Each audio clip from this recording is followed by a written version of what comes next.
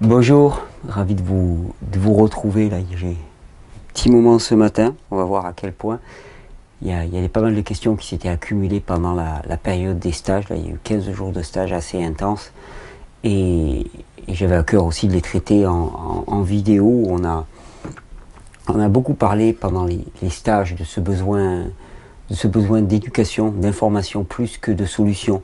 C'est quelque chose qui me tient vraiment à cœur, vous le savez, et à quel point finalement j'essaie, je m'efforce en tout cas dans ces vidéos de ne pas donner tant des conseils que des informations pour que chacun ensuite puisse aller élaborer sa propre connaissance, parce que c'est toujours la même chose. Plus on nous maintient dans la dépendance par rapport à une source d'information qui est supérieure à nous, et plus on est captif. Plus on est captif, et finalement, qu'est-ce que c'est qui meut tout ça? C'est la volonté de contrôle. Et la volonté de contrôle, qu'est-ce qui meut tout ça? C'est la peur. Donc au final, nous sommes sur des structures basées sur la peur.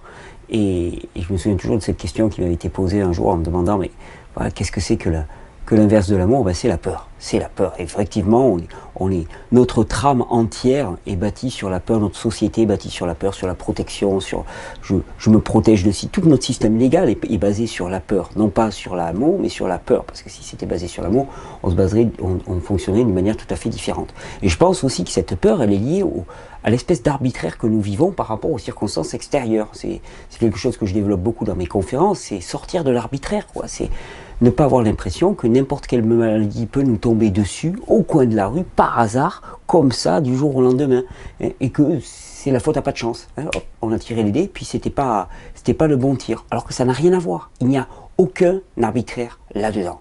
Il n'y a strictement aucun arbitraire. C'est-à-dire que quand on sait lire les corps, quand on sait lire les individus, eh bien on apprend à voir toute la pathogénie toxique qui s'est insinuée dans l'individu pour conduire jusqu'à l'état où il est actuellement. C'est-à-dire qu'on ne développe pas un cancer par hasard, on ne développe pas une leucémie par hasard, on ne développe pas une maladie auto-immune par hasard, on ne développe rien par hasard. Il y a tout un chemin qui est pris et qui, si on sait le détecter, eh bien, nous éclaire vraiment sur les causes profondes et non pas sur les causes périphériques, la symptomatologie. Vous savez, souvent, moi, j'ai à cœur de dire que tous les symptômes que nous voyons à l'échelle d'un corps, alors qu'ils soient physiques, psychologiques, émotionnels, tous les symptômes. Alors, c'est valable à l'échelle d'un corps humain, mais c'est valable aussi à l'échelle de toute une population, une structure, n'importe quel système. Mais les symptômes que nous voyons, c'est comme les petites branchettes, les petites branchettes qui sont au bout, à la périphérie de l'arbre. Alors, si une branchette présente bien une dysfonction, une disharmonie, une croissance anormale, quelque chose qui ne convient pas, alors on peut s'occuper de chaque branchette individuellement avec son expression individuelle de sa petite dysfonction. Ou alors, on peut commencer à remonter à la branche qui les irrigue. Parce que si la sève qui passe par la branche n'est pas une sève saine qui apporte les éléments nécessaires, si cette sève n'est pas en mesure de nourrir les branchettes de manière adéquate, alors à ce moment-là, c'est pas la peine de s'intéresser à chaque branchette individuellement. Il vaudra mieux aller cibler la grosse branche parce que certainement la cause de toutes les dysfonctions des branchettes, c'est la sève inadéquate qui passe par cette grosse branche. Et si cette grosse branche transporte une sève inadéquate, c'est pourquoi? C'est parce que la sève qui passe par le tronc, puisque cette branche est liée au tronc, mais c'est parce que cette sève qui passe par le tronc est inadéquate. Et si cette sève qui passe par le tronc est inadéquate, dans le cas d'un arbre, qu'est-ce que c'est? C'est parce que le terrain dans lequel l'arbre va puiser ses minéraux et ses éléments nourriciers n'est pas adéquat, que ce terrain est pollué, que ce terrain est toxique. À l'échelle d'un corps humain, c'est pareil. À l'échelle d'un humain, c'est pareil. On peut s'intéresser aux multiples petits détails. Alors, je vais m'occuper de ci. Alors, sur le plan psychologique, je vais voir un tel. Sur le plan physique, je vais voir un tel. Et je vais voir mon spécialiste de ceci, mon spécialiste de cela. Je vais passer une heure et tout. Et on dissocie. On a une pensée dissociante en permanence. Alors que si on revient vraiment à la racine, qu'est-ce qui nourrit l'individu à tous les niveaux? Quel est le terrain de l'individu? Est-ce que ce terrain sur le plan physique, il est suffisamment riche en vitamines, en minéraux, en micronutriments? On est pléthorique en macronutriments, lipides, glucides, protéines, ça on est pléthorique, on en a des bouées entières autour de notre corps, et par contre en micronutriments on est affamé. Est-ce que ces micronutriments, ces vitamines, ces minéraux, tous ces polyphénols, voilà, j'en passe et des meilleurs, peuvent atteindre la cellule? Est-ce qu'ils peuvent passer au travers de notre paroi intestinale? Est-ce qu'ils peuvent atteindre notre cellule? Non pas s'intéresser toujours à ce qui rentre par notre bouche, mais plutôt à ce qui sort, notre capacité éliminative, parce qu'elle va conditionner directement ce que l'on va pouvoir assimiler. Et donc, en s'intéressant comme ça au tronc, on va voir spontanément que les petites branchettes, elles vont aller bien. Alors, quelle importance de savoir exactement ce que chaque branchette avait individuellement. À titre personnel, je m'en moque éperdument, parce que je ne cultive pas l'intellectualisme pour l'intellectualisme. Ce qui m'intéresse, c'est que chacun de nous aille mieux. Aille mieux, non pas simplement pour se réjouir goguenard sur sa petite terrasse au soleil, mais parce que je sais qu'un humain qui va mieux, un humain qui est nourri correctement, à tous les niveaux, eh bien, spontanément, il retrouve le fonctionnement normal de l'humain. C'est-à-dire que c'est un humain qui est doux, qui est aimant, qui n'est pas violent, qui est généreux et qui surtout n'attend qu'une chose, c'est se mettre au service de l'autre. Et ça, cette notion de service, pour moi, elle est essentielle. C'est-à-dire que c'est pas quelque chose qu'il faut chercher, c'est pas quelque chose qu'il faut forcer, c'est quelque chose qui jaillit spontanément de l'état naturel d'équilibre du corps humain. Et pour ça, eh bien, il faut qu'il soit nourri de manière adéquate. Non pas nourri de façon toxique, mais nourri de façon adéquate. Alors quand je dis nourri, toujours pareil, toutes les considérations. Il ne s'agit pas de ramener ça uniquement à la nourriture, bien que le facteur alimentaire soit un facteur de perturbation à notre époque qui soit important, il n'y a pas que ça, c'est toutes les nourritures de l'humain. Sérieusement, si tu réveilles un humain à 6 h du matin alors qu'il n'a pas fini sa nuit, que tu le réveilles avec une sonnerie stridente pour qu'il se dépêche prendre une voiture dans des embouteillages, eh bien, obligatoirement, là, il y a une nourriture qui n'est pas reçue, parce que ce n'est pas cette nourriture-là dont nous avons besoin. Bien sûr que souvent, nous y sommes confrontés. Simplement, il faut savoir que ce n'est pas une nourriture adéquate. Si en plus, il avale une nourriture physique, alimentaire, c'est-à-dire lait, pain, et ainsi de suite, ben, il va se polluer encore plus. Si en plus il allume la radio et qu'il entend l'espèce de psychodrame permanent qui pourrait être comique et grotesque s'il n'impliquait pas autant de souffrance, mais s'il entend ça à la radio, pareil, nourriture intellectuelle, nourriture spirituelle, zéro. Et en fait cet individu est dénutri, pléthorique et dénutri. Et en fait c'est ce que nous sommes actuellement. Et le but de toutes ces vidéos, eh bien, c'est de nous permettre de passer d'un état de dénutrition avancée, dénutrition profonde avancée, qui fait que nous n'avons pas accès à notre nature propre, c'est-à-dire à notre caractère aimant, notre caractère doux, notre caractère bienveillant, notre caractère au service. Et on a été fait, on nous le dit tout le temps, on a été fait à l'image de Dieu, quoi. Donc, ce que je vois actuellement, ça n'a rien à voir, ça n'a strictement rien à voir. Et donc, de retrouver spontanément ce caractère qui n'est pas à chercher. Moi, j'ai passé des années à chercher ce caractère, en me disant, voilà, il faut que je fasse ci pour être plus doux, pour être plus bienveillant, pour être plus... Mais ça marche pas.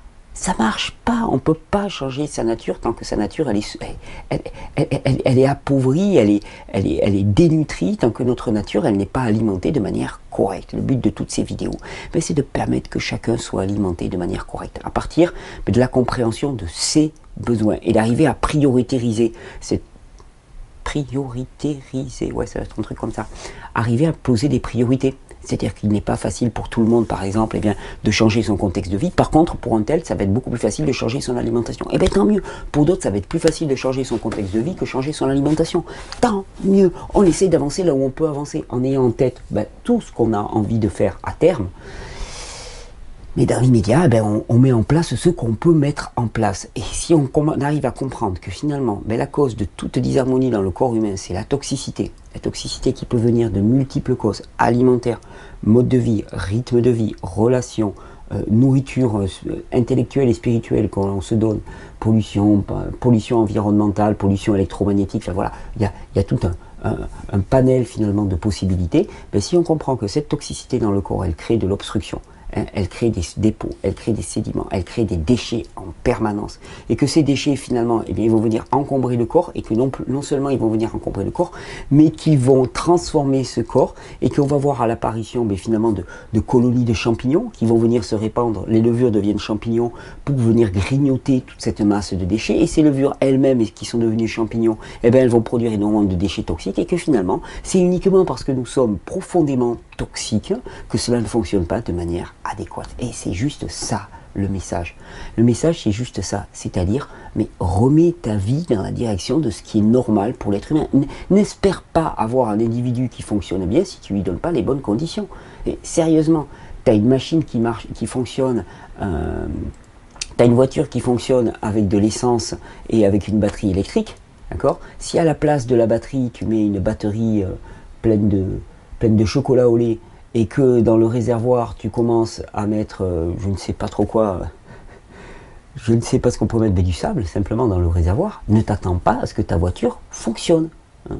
Et à la limite, c'est merveilleux, c'est incroyable de voir à quel point le corps humain peut continuer à fonctionner si tant est que la pathologie globale dans laquelle nous vivons actuellement, le problème c'est qu'on s'est tellement habitué à vivre dans un état qui est de survie qu'on a pris ça pour la normalité. Mais c'est hallucinant de voir à quel point malgré les mauvais traitements que l'on s'impose et que l'on nous impose, que l'on s'auto-impose globalement à l'échelle d'une société, à l'échelle du monde, mais comment on arrive quand même à être encore vivant. On est survivant, on n'est pas vivant, parce que c'est vrai que la première sphère qui est touchée, c'est la sphère psychique. Et quand on voit à quel point ce monde dans lequel nous vivons est un monde de violence, de haine, de souffrance, on se rend compte qu'il y a quelque chose qui ne va pas. Sauf que nous, on a intégré, on a dit ouais, la nature de l'homme, elle est d'être violente, souffrante, agressive, et il faut faire des choses pour l'empêcher d'être ça. Et c'est pas vrai. La nature de l'homme, elle n'est pas mauvaise, elle n'est pas agressive, elle est bonne, cette nature de l'homme. Sauf que, mais il faut retrouver les conditions qui nous permettent de revenir à cette nature bonne. Ça, j'en suis absolument persuadé. C'est-à-dire que nous ne sommes pas bons par naissance quand nous naissons dans ces sociétés. Effectivement, on a des héritages, on a des bagages. Rien que le bagage minéral que l'on reçoit, le bagage génétique que l'on reçoit, ok, il est tel qu'il est. Sauf que on peut tenter de renouer avec cette qualité de l'individu. Je dis bien qu'on peut tenter, c'est un chemin. On vit aussi dans la société dans laquelle on vit. On n'est plus dans des circonstances naturelles. C'est pour ça que quand on appelle le naturel, souvent ça me fait un petit peu doucement rire. Parce que je dis, mais il n'y a plus rien de naturel. Oubliez le naturel. Même au fin fond de la forêt, tu ne seras pas dans le naturel. Déjà, tu as toute ta culture.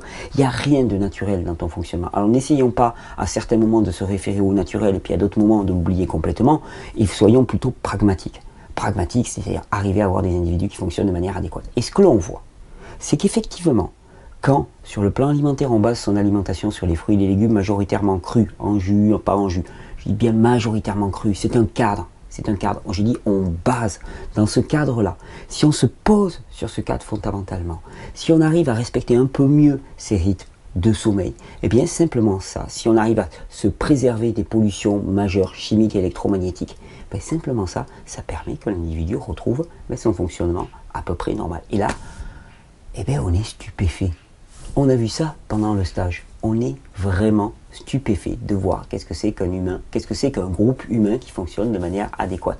On a vécu des très grands moments de partage d'une intensité assez impressionnante et j'ai beaucoup de gratitude parce que je suis extrêmement nourri moi aussi pendant ces stages où je donne beaucoup en termes d'enseignement, mais je suis extrêmement nourri et j'ai surtout été touché aussi de cette soif insatiable de comprendre, non pas simplement de suivre, mais de comprendre, de s'approprier cette connaissance. Et c'est le but de toute cette vidéo. Là, on est parti pour un petit question-réponse, voir le temps qu'on va avoir devant nous. Je crois pas avoir d'annonce. Si. Vous êtes nombreux à avoir suivi les premiers numéros de La Clameur. Je vous en remercie. C'est un projet qui me tient vraiment énormément à cœur. Et pour vous dire un petit peu, il s'est passé quelque chose d'assez amusant. Dans le dernier numéro de La Clameur, il y avait un petit appel pour un écolieu du côté de Bordeaux qui était en grande difficulté financière. Il en manquait pas grand-chose en vérité. Enfin, pas grand-chose. Ça peut paraître une somme colossale, mais il leur manquait 25 000 euros pour arriver à sauver leur peau, entre guillemets. Et on a lancé un petit appel à la va-vite dans La Clameur. Et la personne qui avait été à l'origine, qui m'avait dit, bon écoute, il faudrait soutenir ces gens-là, qui est une amie,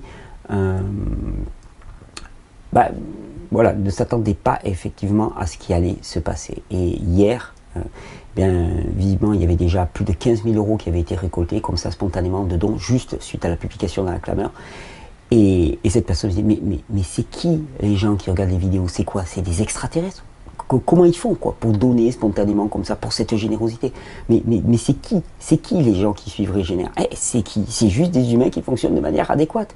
Et quand tu fonctionnes de manière adéquate, tu as envie de donner. Quand tu reçois, tu as envie de donner. Tu n'es pas forcé de donner, tu as envie de donner. C'est normal, c'est pour ça que moi j'ai envie de donner tellement j'ai reçu et je donne toutes ces vidéos parce que j'ai une joie à ça. Je donne ces conférences aussi, je ne sais pas quand sera diffusée cette vidéo, mais il y a une conférence à Perpignan le vendredi 24. Je pense qu'elle sera diffusée peut-être un tout petit peu après. Et tu as de la joie à donner, c'est spontané. Tu ne donnes pas pour recevoir. Tu donnes parce que tu as reçu. Parce que tu ne peux pas faire autrement. Parce que tu peux pas fonctionner autrement. Quand tu manges, tu relâches, tu élimines. Et bien là, c'est pareil. quand tu reçois, tu donnes, quand tu donnes, tu reçois, et c'est le mouvement spontané qui est en l'homme. Et donc elle me disait, mais c'est incroyable ces gens. Et ouais, c'est incroyable. On est un réseau de plus en plus fort, de plus en plus puissant.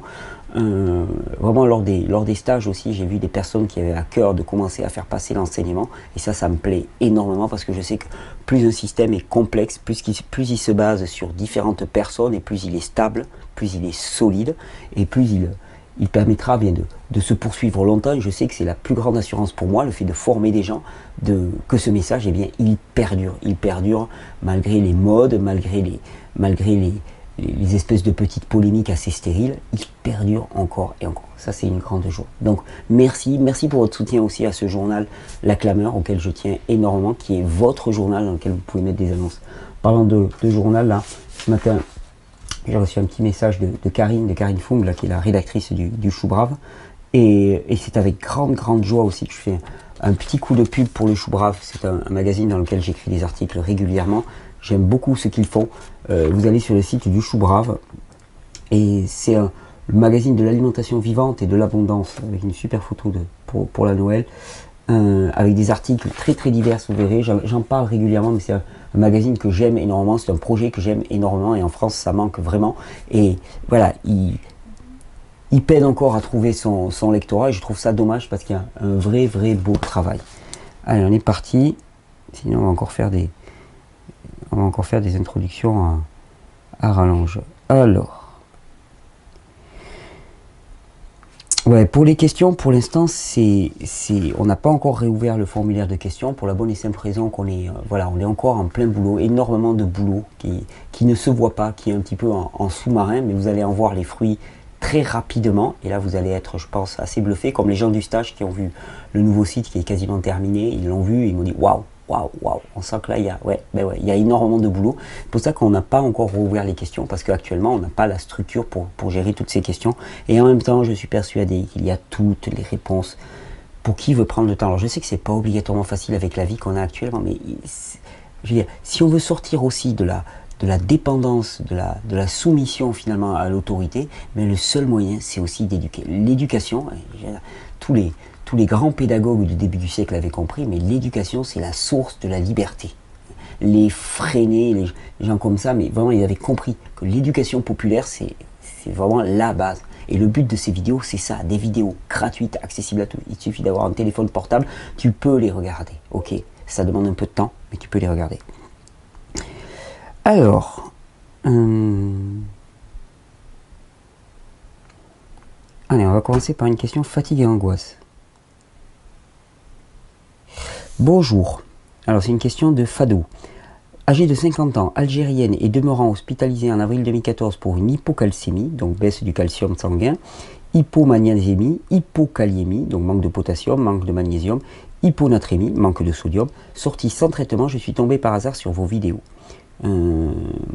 Régime sans lactose ni gluten, crudivore à 80%, mais plus de fatigue, nervosité, constipation. Aidez-moi, je suis dans une impasse, merci pour toute l'équipe. Alors, cas typique, super intéressant. Quand on parle d'hypocalcémie, quelle est la glande? Dans le système glandulaire, nous avons des glandes endocrines. Quelle est la glande qui gère la calcémie, qui gère la régulation calcique à l'échelle du corps? Thyroïde. Ensuite, on parle de hypomagnésie, hypokaliémie, hyponatrémie. Donc, manque de potassium, manque de sodium, manque de magnésium. Quelle est la glande qui gère tous ces équilibres, hein? En particulier avec une hormone qu'on appelle l'aldostérone, qui est la seule hormone qui retient les minéraux dans le corps, qui est une hormone antidiurétique, ben c'est la glande surrénale. Quand on voit un tableau comme ça, qu'est-ce qu'on voit? On voit un tableau d'épuisement endocrinien global. C'est une personne qui est fatiguée, épuisé, le système endocrinien ne fonctionne plus. On en a beaucoup parlé lors des stages, et c'est bien de commencer comme ça. Fatigue, angoisse, dépression, épuisement. Alors c'est normal, hein, les deux glandes qui sont touchées là en particulier, c'est la glande surrénale et la glande thyroïde. La glande thyroïde, c'est le métabolisme du calcium. Donc le calcium est un minéral essentiel dans le fonctionnement du système nerveux, et on sait que toute déminéralisation, toute hypocalcémie finalement conduit automatiquement à des crises d'angoisse fortes, à de la dépression forte. Au niveau de la glande surrénale, eh bien, le manque, l'incapacité de la glande surrénale, parce que s'il n'y a pas assez d'aldostérone qui est produite, ça veut dire aussi que toutes les autres hormones cortico-surrénaliennes ne fonctionnent pas de manière adéquate. Eh bien, s'il n'y a pas assez d'aldostérone, s'il n'y a pas assez d'hormones cortico-surrénaliennes, s'il n'y a pas assez d'adrénaline et de noradrénaline qui sont produites, eh bien, à ce moment-là, ça se traduit par un état de dépression. Dépression, à l'échelle de l'individu, ça veut dire ce que ça veut dire. C'est-à-dire manque de pression. Il n'y a plus de quoi faire la pression dans le vaisseau sanguin. Mais globalement, c'est tout l'individu qui est épuisé, fatigué, déprimé, sans perspective, renonçant. Voilà, il n'y a plus rien. Il n'y a plus rien. Il n'y a plus rien. Là, c'est un tableau global eh bien, d'épuisement global au niveau endocrinien. Alors, que se passe-t-il? En fait, il y a deux types de tableaux. Il y a la personne qui a un bon système endocrinien et il y a la personne qui a un faible système endocrinien. Si une personne a un bon système endocrinien, elle va pouvoir se permettre des transitions rapides, des régimes très stricts, elle va pouvoir se permettre des jeûnes, des monodiètes, parce qu'elle a dans son corps la capacité au niveau glandulaire eh bien, de compenser, de corriger, de réguler, de synthétiser et ainsi de suite. Quand une personne est épuisée au niveau du système glandulaire, ça veut dire qu'elle peut très peu compter sur ses ressources propres. Dès lors, si elle est dans un régime normal et que d'un seul coup elle tire le frein à main et qu'elle coupe tous les produits qui finalement lui suppléent tant bien que mal sa ration alimentaire et beaucoup de stimulants alimentaires. Qu'est-ce qui va se passer? Il va s'en suivre un état de très très grande fatigue. C'est pour ça que pendant le stage, on a insisté. Avant de penser à faire une transition rapide vers une alimentation physiologique pour l'humain, il est essentiel de rétablir le fonctionnement de ce système nerveux qui est basé, un système nerveux autonome basé sur les glandes surrénales. Tant qu'on a un déficit, un déséquilibre au niveau minéral, je vous rappelle, tous les minéraux sauf le calcium sont gérés par la glande surrénale via la l'aldostérone en grande partie. Et le calcium, c'est plutôt, ça renvoie vers la glande thyroïde. Eh bien, tant qu'on a des déséquilibres au niveau minéral, tant qu'on est fatigué, déminéralisé, tant que on a un manque d'énergie, on a de la dépression, ainsi de suite, la priorité, des priorités, la première des choses à mettre en place, c'est restaurer ce système nerveux. Parce que si ce système nerveux n'est pas restauré, alors à ce moment-là, ça veut dire que tout le fonctionnement autonome du corps humain est ralenti. Donc on ne peut pas s'attendre à aller bien, on ne pourra pas gérer les réactions de nettoyage, de détoxination, si ce système nerveux n'est pas rétabli. Et c'est ce qui explique que pour certaines personnes, le passage au cru, boum, c'est difficile, et c'est ce qui fait qu'après on trouve des témoignages, choses comme ça, qui disent ah moi je suis passé au cru, puis ça s'est mal passé pour moi. Mais bien sûr, parce que tu n'as pas connu ta nature. Je voyais il y a pas longtemps une personne là qui racontait, une dame qui racontait son passage au cru, qui disait voilà, je suis passé de manière directe, massive au cru. Et puis, au bout de quelques mois, ça s'est très très mal passé. Et au moment où je la regardais, qu'est-ce que je voyais? Je voyais un visage qui était très clair, très très clair, déminéralisation profonde. Je voyais une personne qui avait des très petits seins. Très petits seins, ça veut dire grosse faiblesse endocrinienne, parce que qu'est-ce qui permet le développement des seins? Ce sont les oestrogènes qui développent le caractère sexuel secondaire chez les femmes. Donc c'est une personne qui avait un système endocrinien qui, de tout temps, de jeunesse finalement, avait été très faible. Cette personne est passée d'un seul coup et de manière un petit peu dogmatique à un régime dans lequel elle a tout supprimé, elle a gardé que des fruits et des légumes, et effectivement, ça s'est mal passé. Mais c'est pas le problème des fruits et des légumes, c'est une très mauvaise compréhension. Le problème, c'est que le chemin a été accompli de manière beaucoup trop rapide. Et c'est ce qui fait que, par manque de connaissances, par ignorance, je dirais, et par arrogance, on en arrive à conclure que ça ne marche pas. Ça veut rien dire, ça ne marche pas. Effectivement, la nourriture physiologique pour l'être humain, c'est les fruits et les légumes. Sauf que, selon l'état endocrinien de la personne, selon l'état de fatigue, il va falloir suivre un chemin plus ou moins progressif, dans lequel la priorité des priorités pour une personne fatiguée, c'est de remonter ce système nerveux. Comment on remonte ce système nerveux épuisé? Il y a des tas de solutions. Déjà, reminéraliser à bloc ce corps, et c'est souvent que je dis, quand j'ai quelqu'un de fatigué face à moi, je lui dis écoute, avant de penser à supprimer des choses, commence à rajouter des jus de légumes, rien de plus, commence à rajouter des jus de légumes, puis petit à petit tu vas commencer à supprimer les poisons majeurs, pas les poissons majeurs, les poisons majeurs, et souvent dans les poisons majeurs, on inclut les produits animaux, alors que les produits animaux sont pas les poisons majeurs pour moi. Les poisons majeurs, c'est tous les produits à base de gluten, les produits laitiers, à la limite même les céréales sont souvent plus encrassantes qu'un petit peu de produits animaux consommés de temps en temps, surtout si on les consomme sous forme crue. Mais d'abord, commencer à apporter une énorme dose minérale et remonter ce système nerveux. Remonter ce système nerveux à ce qu'on appelle des plantes adaptogènes. Il y a un mélange chez ABC de la nature qui s'appelle glande endocrine, glande surrénale, thyroïde. Ça va aider à remonter le système. Et puis si ça suffit pas, moi j'aime utiliser des extraits glandulaires. Des extraits glandulaires, c'est des portions de glandes animales. Ça met quelques mois pour agir, mais effectivement, ça permet de remonter le système. Et je dirais que plus une personne est fatiguée, moins il va falloir qu'elle aille vite dans sa transition. Plus une personne est fatiguée, moins il va falloir qu'elle pense en premier lieu à supprimer les produits animaux, parce que les produits animaux sont ce qui la tient au niveau protéique, neurotransmetteurs, hormones, c'est ce qui la tient encore debout. Si elle les supprime, elle ne va pas tenir debout. C'est pas qu'on ait besoin d'un apport de produits animaux massifs comme c'est actuellement le cas, c'est juste qu'on n'est plus rendu assez fonctionnel pour supporter une réduction drastique de ces apports-là. C'est juste ça. Et il s'agit de le faire avec pragmatisme. J'entends beaucoup ce mot de pragmatique. Je trouve qu'il y a peu de pragmatisme au final. Par contre, la connaissance réelle de l'épuisement du système endocrinien, ça nous permet de faire une transition de manière judicieuse. Et vraiment, dans les cours de niveau 2, de niveau 3,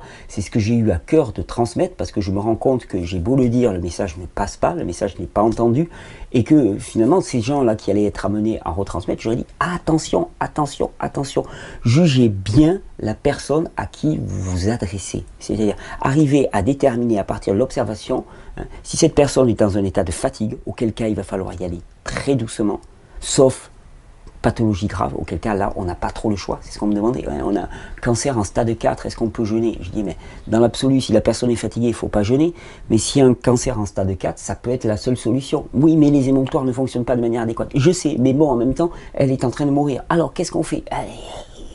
Toujours une question de balance, balance entre bénéfices et risques. Il y a toujours ça, il y a des choix à faire dans la vie, et ces choix, ils ne peuvent être qu'individuels. Donc, à partir de la connaissance. Mais savoir juger si la personne, elle est fatiguée, si elle est fatiguée au niveau du système endocrinien. Quand on parle de fatigue, ça veut dire épuisement endocrinien. Ça, c'est le truc de base. Épuisement endocrinien, ça veut dire que dysfonction de la thyroïde. Dysfonction de la thyroïde, c'est-à-dire faible métabolisme du calcium, décalcification, déminéralisation, métabolisme ralenti, c'est-à-dire que tous les échanges dans l'organisme sont ralentis.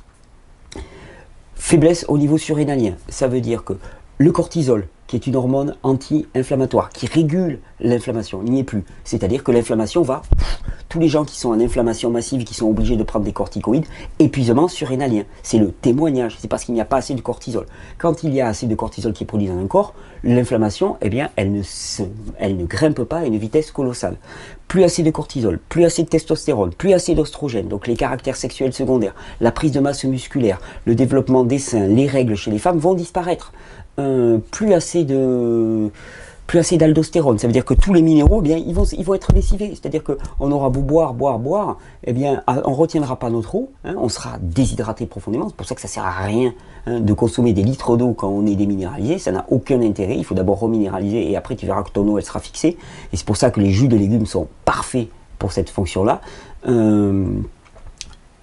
Donc pas d'aldostérone, on va être on va avoir un manque de sel, un manque de magnésium, un manque de potassium, ce qui fait que toute la conduction de l'influx nerveux ne va pas fonctionner.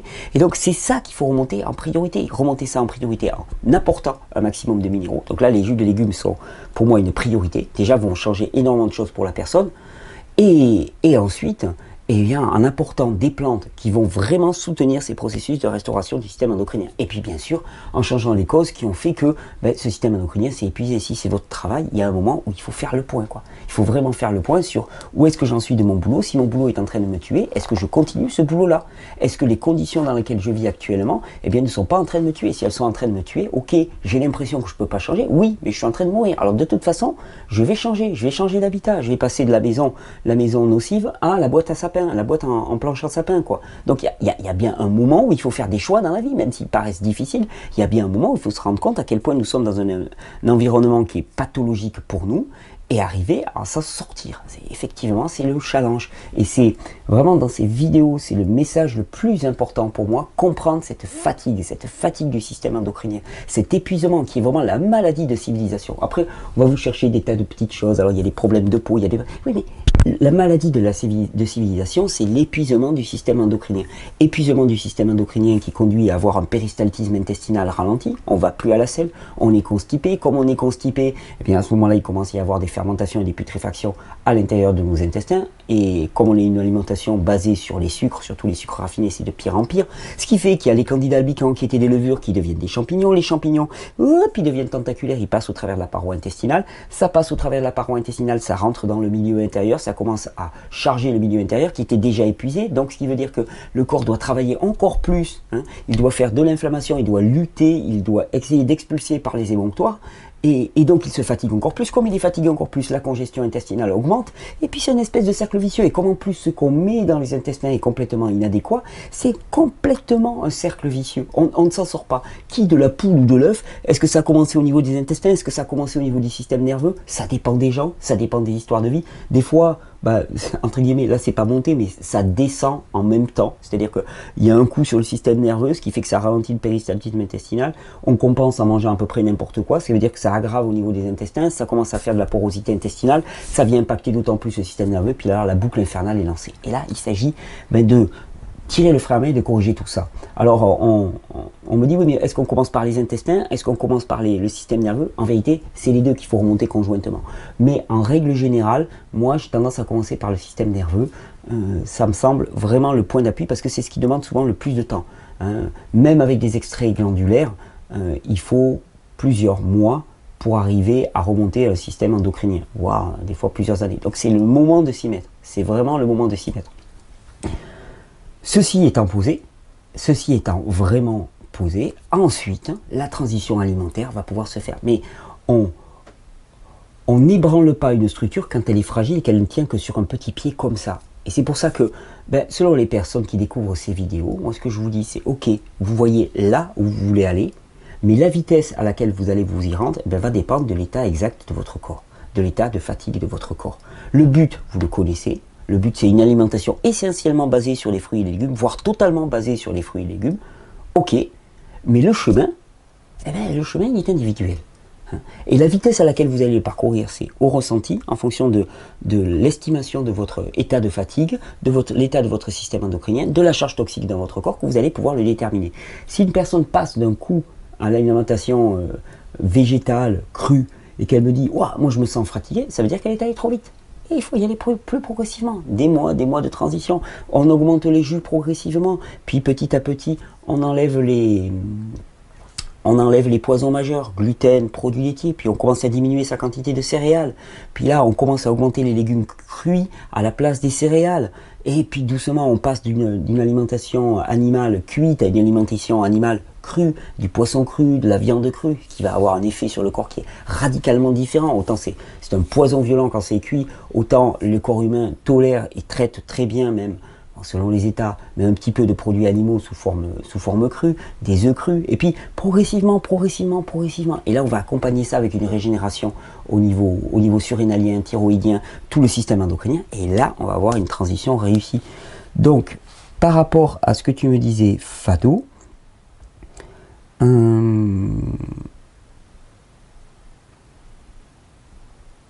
plus de fatigue, nervosité, constipation, ça veut dire que ton système n'élimine pas, ça veut dire que tu n'as pas la ressource actuellement. Moi je ferai un peu machine arrière, entre guillemets, je ne ferai pas des restrictions alimentaires aussi fortes, et par contre je garderai la direction dans laquelle je veux aller, je balancerai une quantité gigantesque de minéraux dans ce corps, en sachant toujours pareil que si tu en balances une quantité gigantesque, mais que le système endocrinien ne fonctionne pas, tu vas avoir du mal à les fixer, mais déjà tu en apportes, ça va aussi désenflammer la muqueuse intestinale, et ça va participer au nettoyage de tes intestins, et tu remontes le système endocrinien. Moi c'est ce que je ferai. Extrait glandulaire, je sais pour l'instant on n'en a pas en France, on va essayer de faire rapidement pour qu'on puisse en avoir.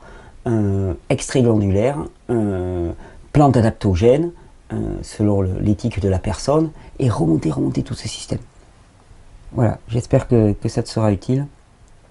Et ça, c'était nécessaire de faire le point là-dessus. Alors,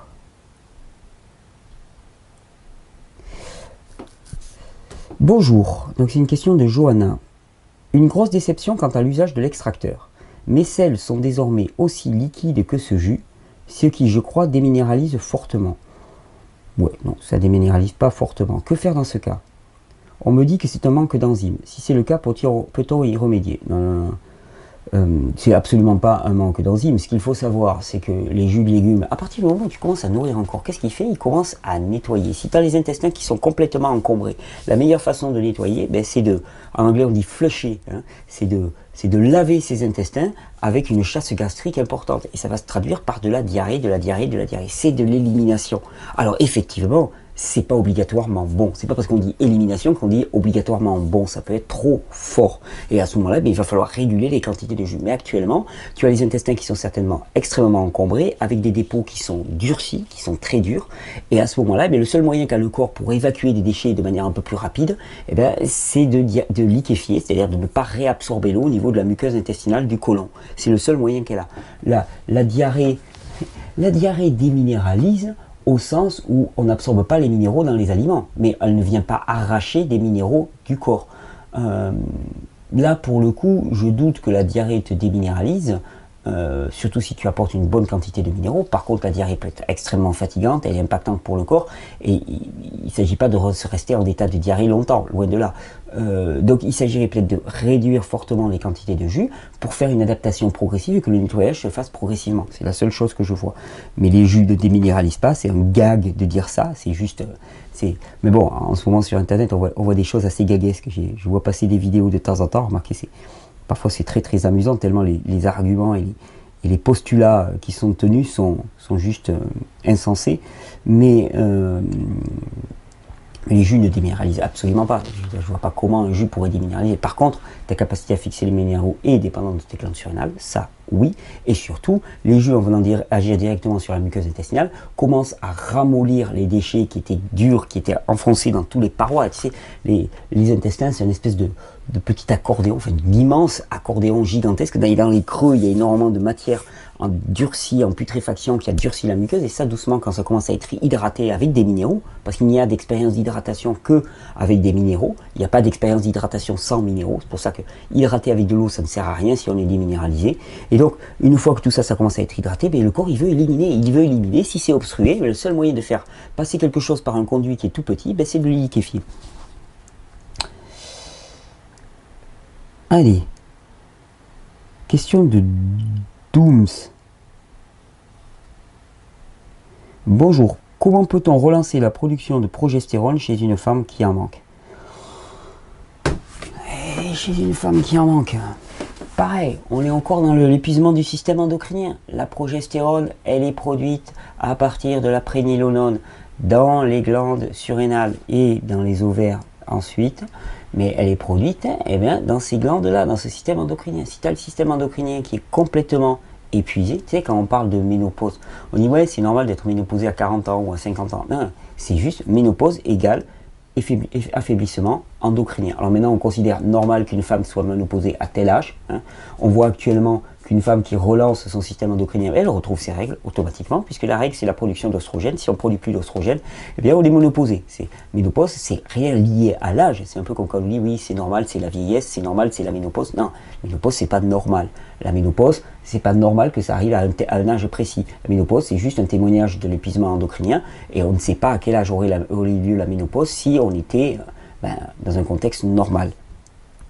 Mais pour relancer la production de progestérone, il faut voir comment, en début de vidéo, c'est uniquement renforcer le système endocrinien pour que cette production de progestérone puisse relancer. Et puis, si on n'y arrive pas et qu'effectivement la progestérone est une hormone qui est essentielle pour le corps humain, c'est une hormone anti-inflammatoire qui s'oppose à l'action d'une certaine manière du cortisol quand le cortisol part en trop grande quantité, si on n'y arrive pas, il y a un moment où il faut avoir accès à des sources de progestérone bioidentiques, par exemple. Tu tapes progestérone bioidentique et tu prends la progestérone externe. C'est du pragmatisme. C'est-à-dire que si on n'y arrive pas, si on est allé trop loin dans l'épuisement, on fait comme on peut. On fait comme on peut. Et comme on peut, c'est parfois de prendre la progestérone sous forme de crème. Il y a des crèmes à la progestérone bioidentique.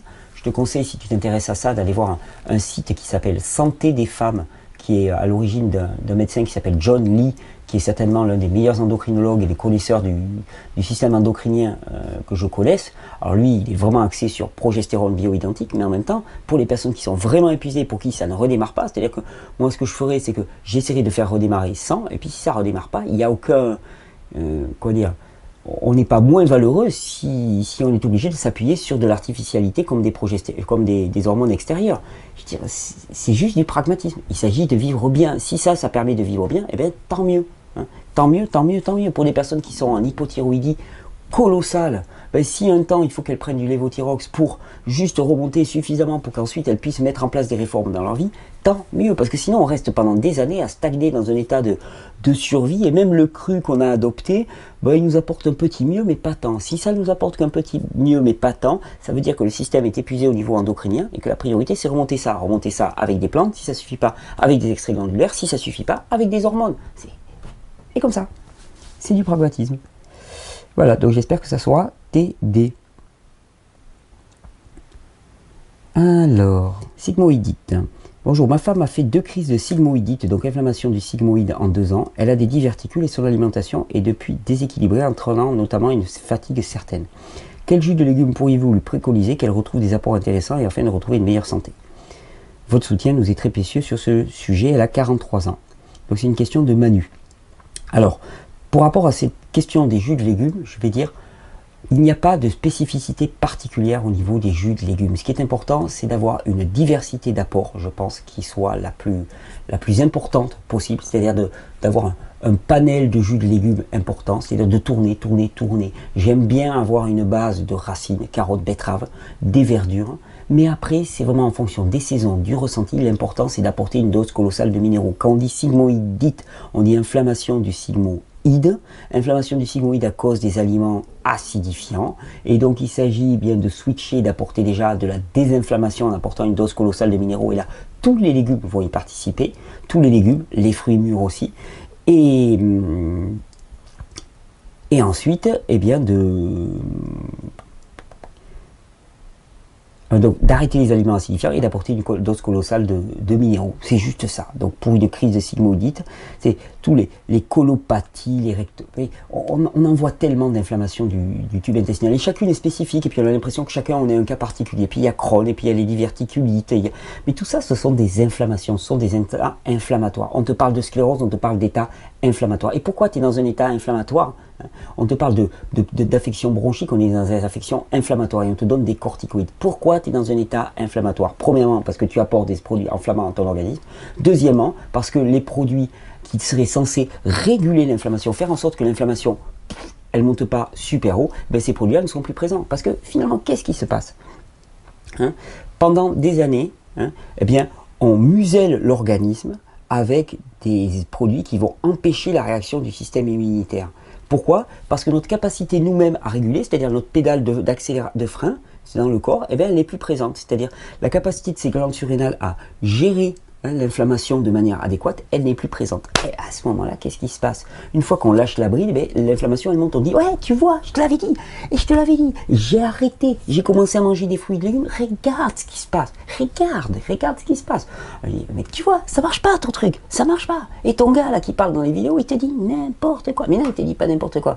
Il te dit pas n'importe quoi, il te dit juste que si tu es épuisé, ne va pas attendre qu'il y ait du cortisol pour réguler l'inflammation. Donc si tu as attendu pendant des années que tu as maintenu la coupe, si tu coupes les corticoïdes d'un seul coup, ben effectivement l'inflammation va aller, elle va monter à fond. Donc qu'est-ce que tu fais en premier lieu? Ben, tu apportes des matériaux qui vont lutter contre cet état qui demandait l'inflammation, qui ne causait pas, mais qui demandait l'état inflammatoire. L'état inflammatoire est un état adaptatif parfait du corps. C'est comme quand on vous dit, je vais vous enlever tel organe. Vous allez voir sur Wikipédia, vous regardez, tel organe est un organe vital. Vous allez regarder la définition de l'organe vital, c'est un organe dont le manque cause un problème vital pour l'organisme. Ok, dès lors, tu sais ce qu'il faut faire quand on te propose de t'enlever un organe vital. Mais de la même manière, c'est pareil. On te dit, ouais, il faut que tu prennes des anti-inflammatoires. Tu te dis, tu regardes quoi? Inflammation dans le corps humain. L'inflammation est un processus régulateur parfait qui permet une meilleure vascularisation des tissus, un meilleur apport de globules rouges pour reconstruire, de globules blancs pour nettoyer, de lymphocytes et de globules rouges. C'est un mécanisme adaptatif. Il y a dilatation des tissus, il y a élévation du métabolisme, ça permet de nettoyer. L'inflammation est un processus nécessaire. Le mec, il arrive, il te dit, je vais te donner des anti-inflammatoires. Là, tu fais, ah, barre-toi. Tu prends un collier d'ail, tu lui mets le collier d'ail, va-t'en, qu'est-ce que tu veux me faire là? Mais c'est exactement ça. On arrête de se faire prendre pour des nigauds. Hein. On te dit oui, mais il faut que tu prennes des anti-inflammatoires. Non. Mais là, pourquoi? Dites-moi, mais l'inflammation, est-ce qu'elle n'est pas nécessaire dans le corps? Oui, mais là, tu as mal. Oui, mais j'ai mal, parce qu'effectivement, l'inflammation est emballée. Il faut trouver les moyens que cette inflammation ne s'emballe pas. Déjà, en switchant sur des fruits et des légumes, et en renforçant ce système endocrinien, tu vas avoir un changement qui va être profond, c'est tout. Voilà, donc crise de sigmoïdite, même acabit.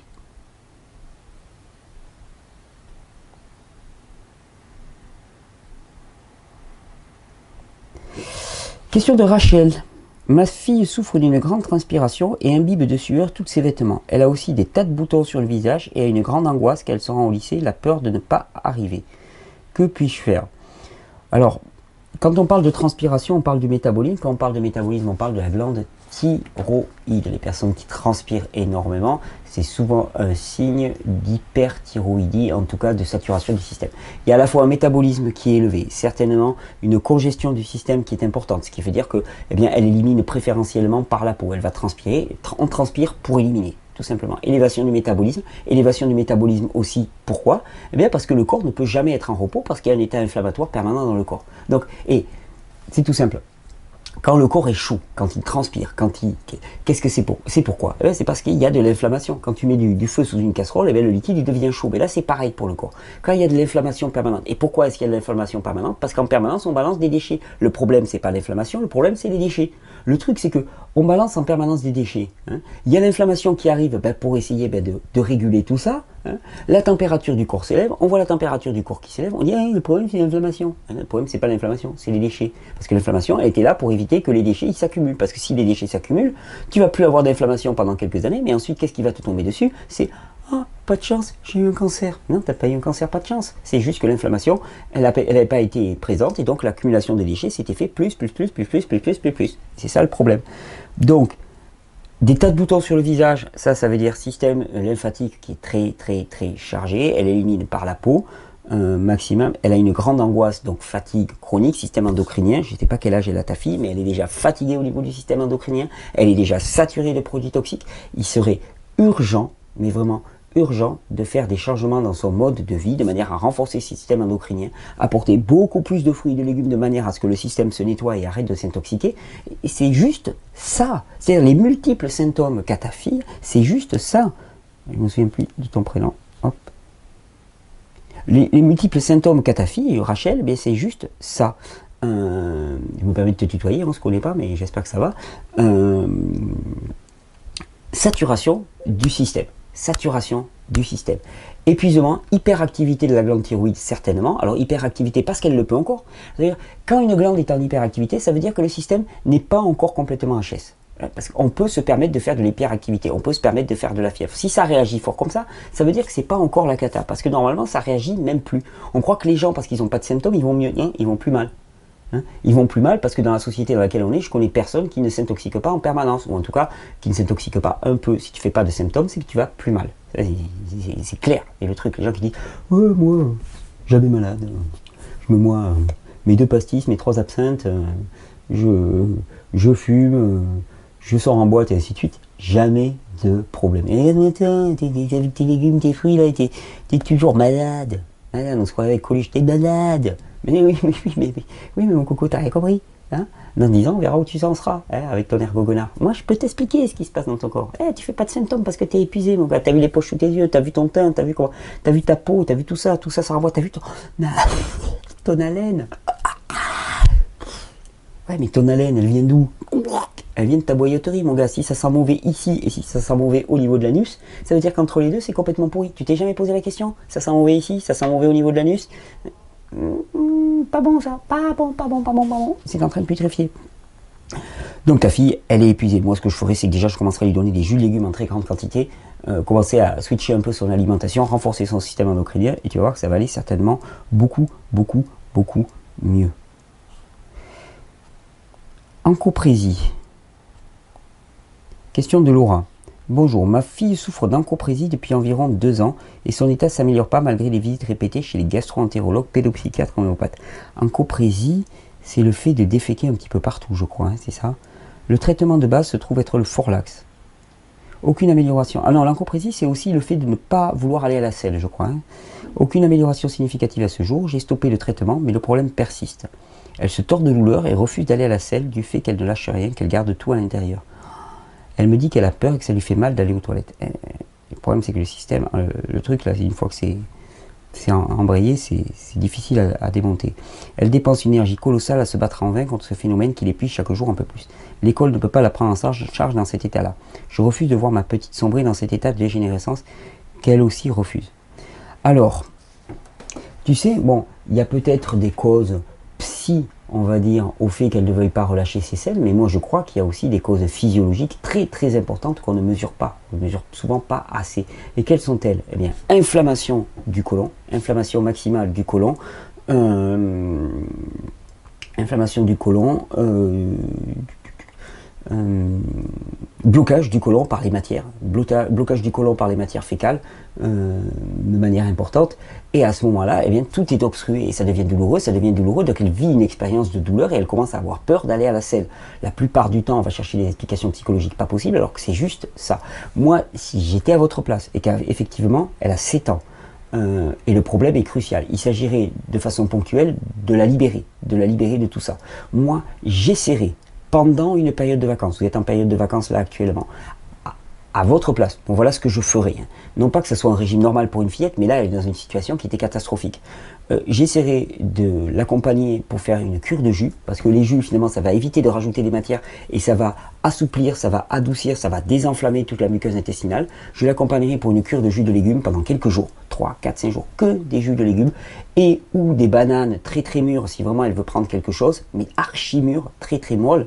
Je prendrai en même temps du balai intestinal, on peut vraiment donner du balai intestinal aux enfants, une cuillère, 2 cuillères, ce qui sera nécessaire, augmenter très progressivement. Je prendrai du balai intestinal, je lui ferai boire aussi un petit peu d'aloe vera pour adoucir tout ça. Et à ce moment-là, eh bien, votre fille, ça va la désengorger, hein, ça va lui permettre d'évacuer toutes ces matières. Mais dans l'immédiat, moi, ce que je ferai, c'est vraiment répondre de manière rapide à cette situation pour que finalement bien, elle arrête de souffrir, parce qu'effectivement ça doit être infernal. Moi je profiterai de cette période de vacances, ou même de toute façon elle ne peut pas aller à l'école, donc c'est tout le temps, mais j'en profiterai pour vraiment lui faire une cure de jus. Combien de jours? Ben, je sais pas, le temps que ça bouge. Hein. C'est vrai que pour un enfant, faire une cure de jus, c'est quand même assez impactant, c'est pas obligatoirement amusant, donc il va falloir l'accompagner, que tout le monde s'y mette, ça c'est clair. Hein. Et lui présenter ça comme un jeu, et surtout lui dire, bon, on tente quelque chose pour te libérer, c'est pas un truc qu'on va faire à long terme, c'est juste quelque chose qu'on fait pour te libérer. Arrêtez de rajouter de la matière, parce que sinon il y a de la matière qui s'accumule, il y a de la matière qui s'accumule, qui fermente, qui putréfie, qui acidifie et qui enflamme, et permettre que ça sorte. Donc jus, ça va liquéfier, ça va adoucir, ça va permettre que ça sorte mieux. De l'aloe vera, pour l'instant je ne prendrai pas de psyllium si ça ne sort pas. Tant que ça ne sort pas, c'est pas la peine de prendre du psyllium, ça va aggraver la situation.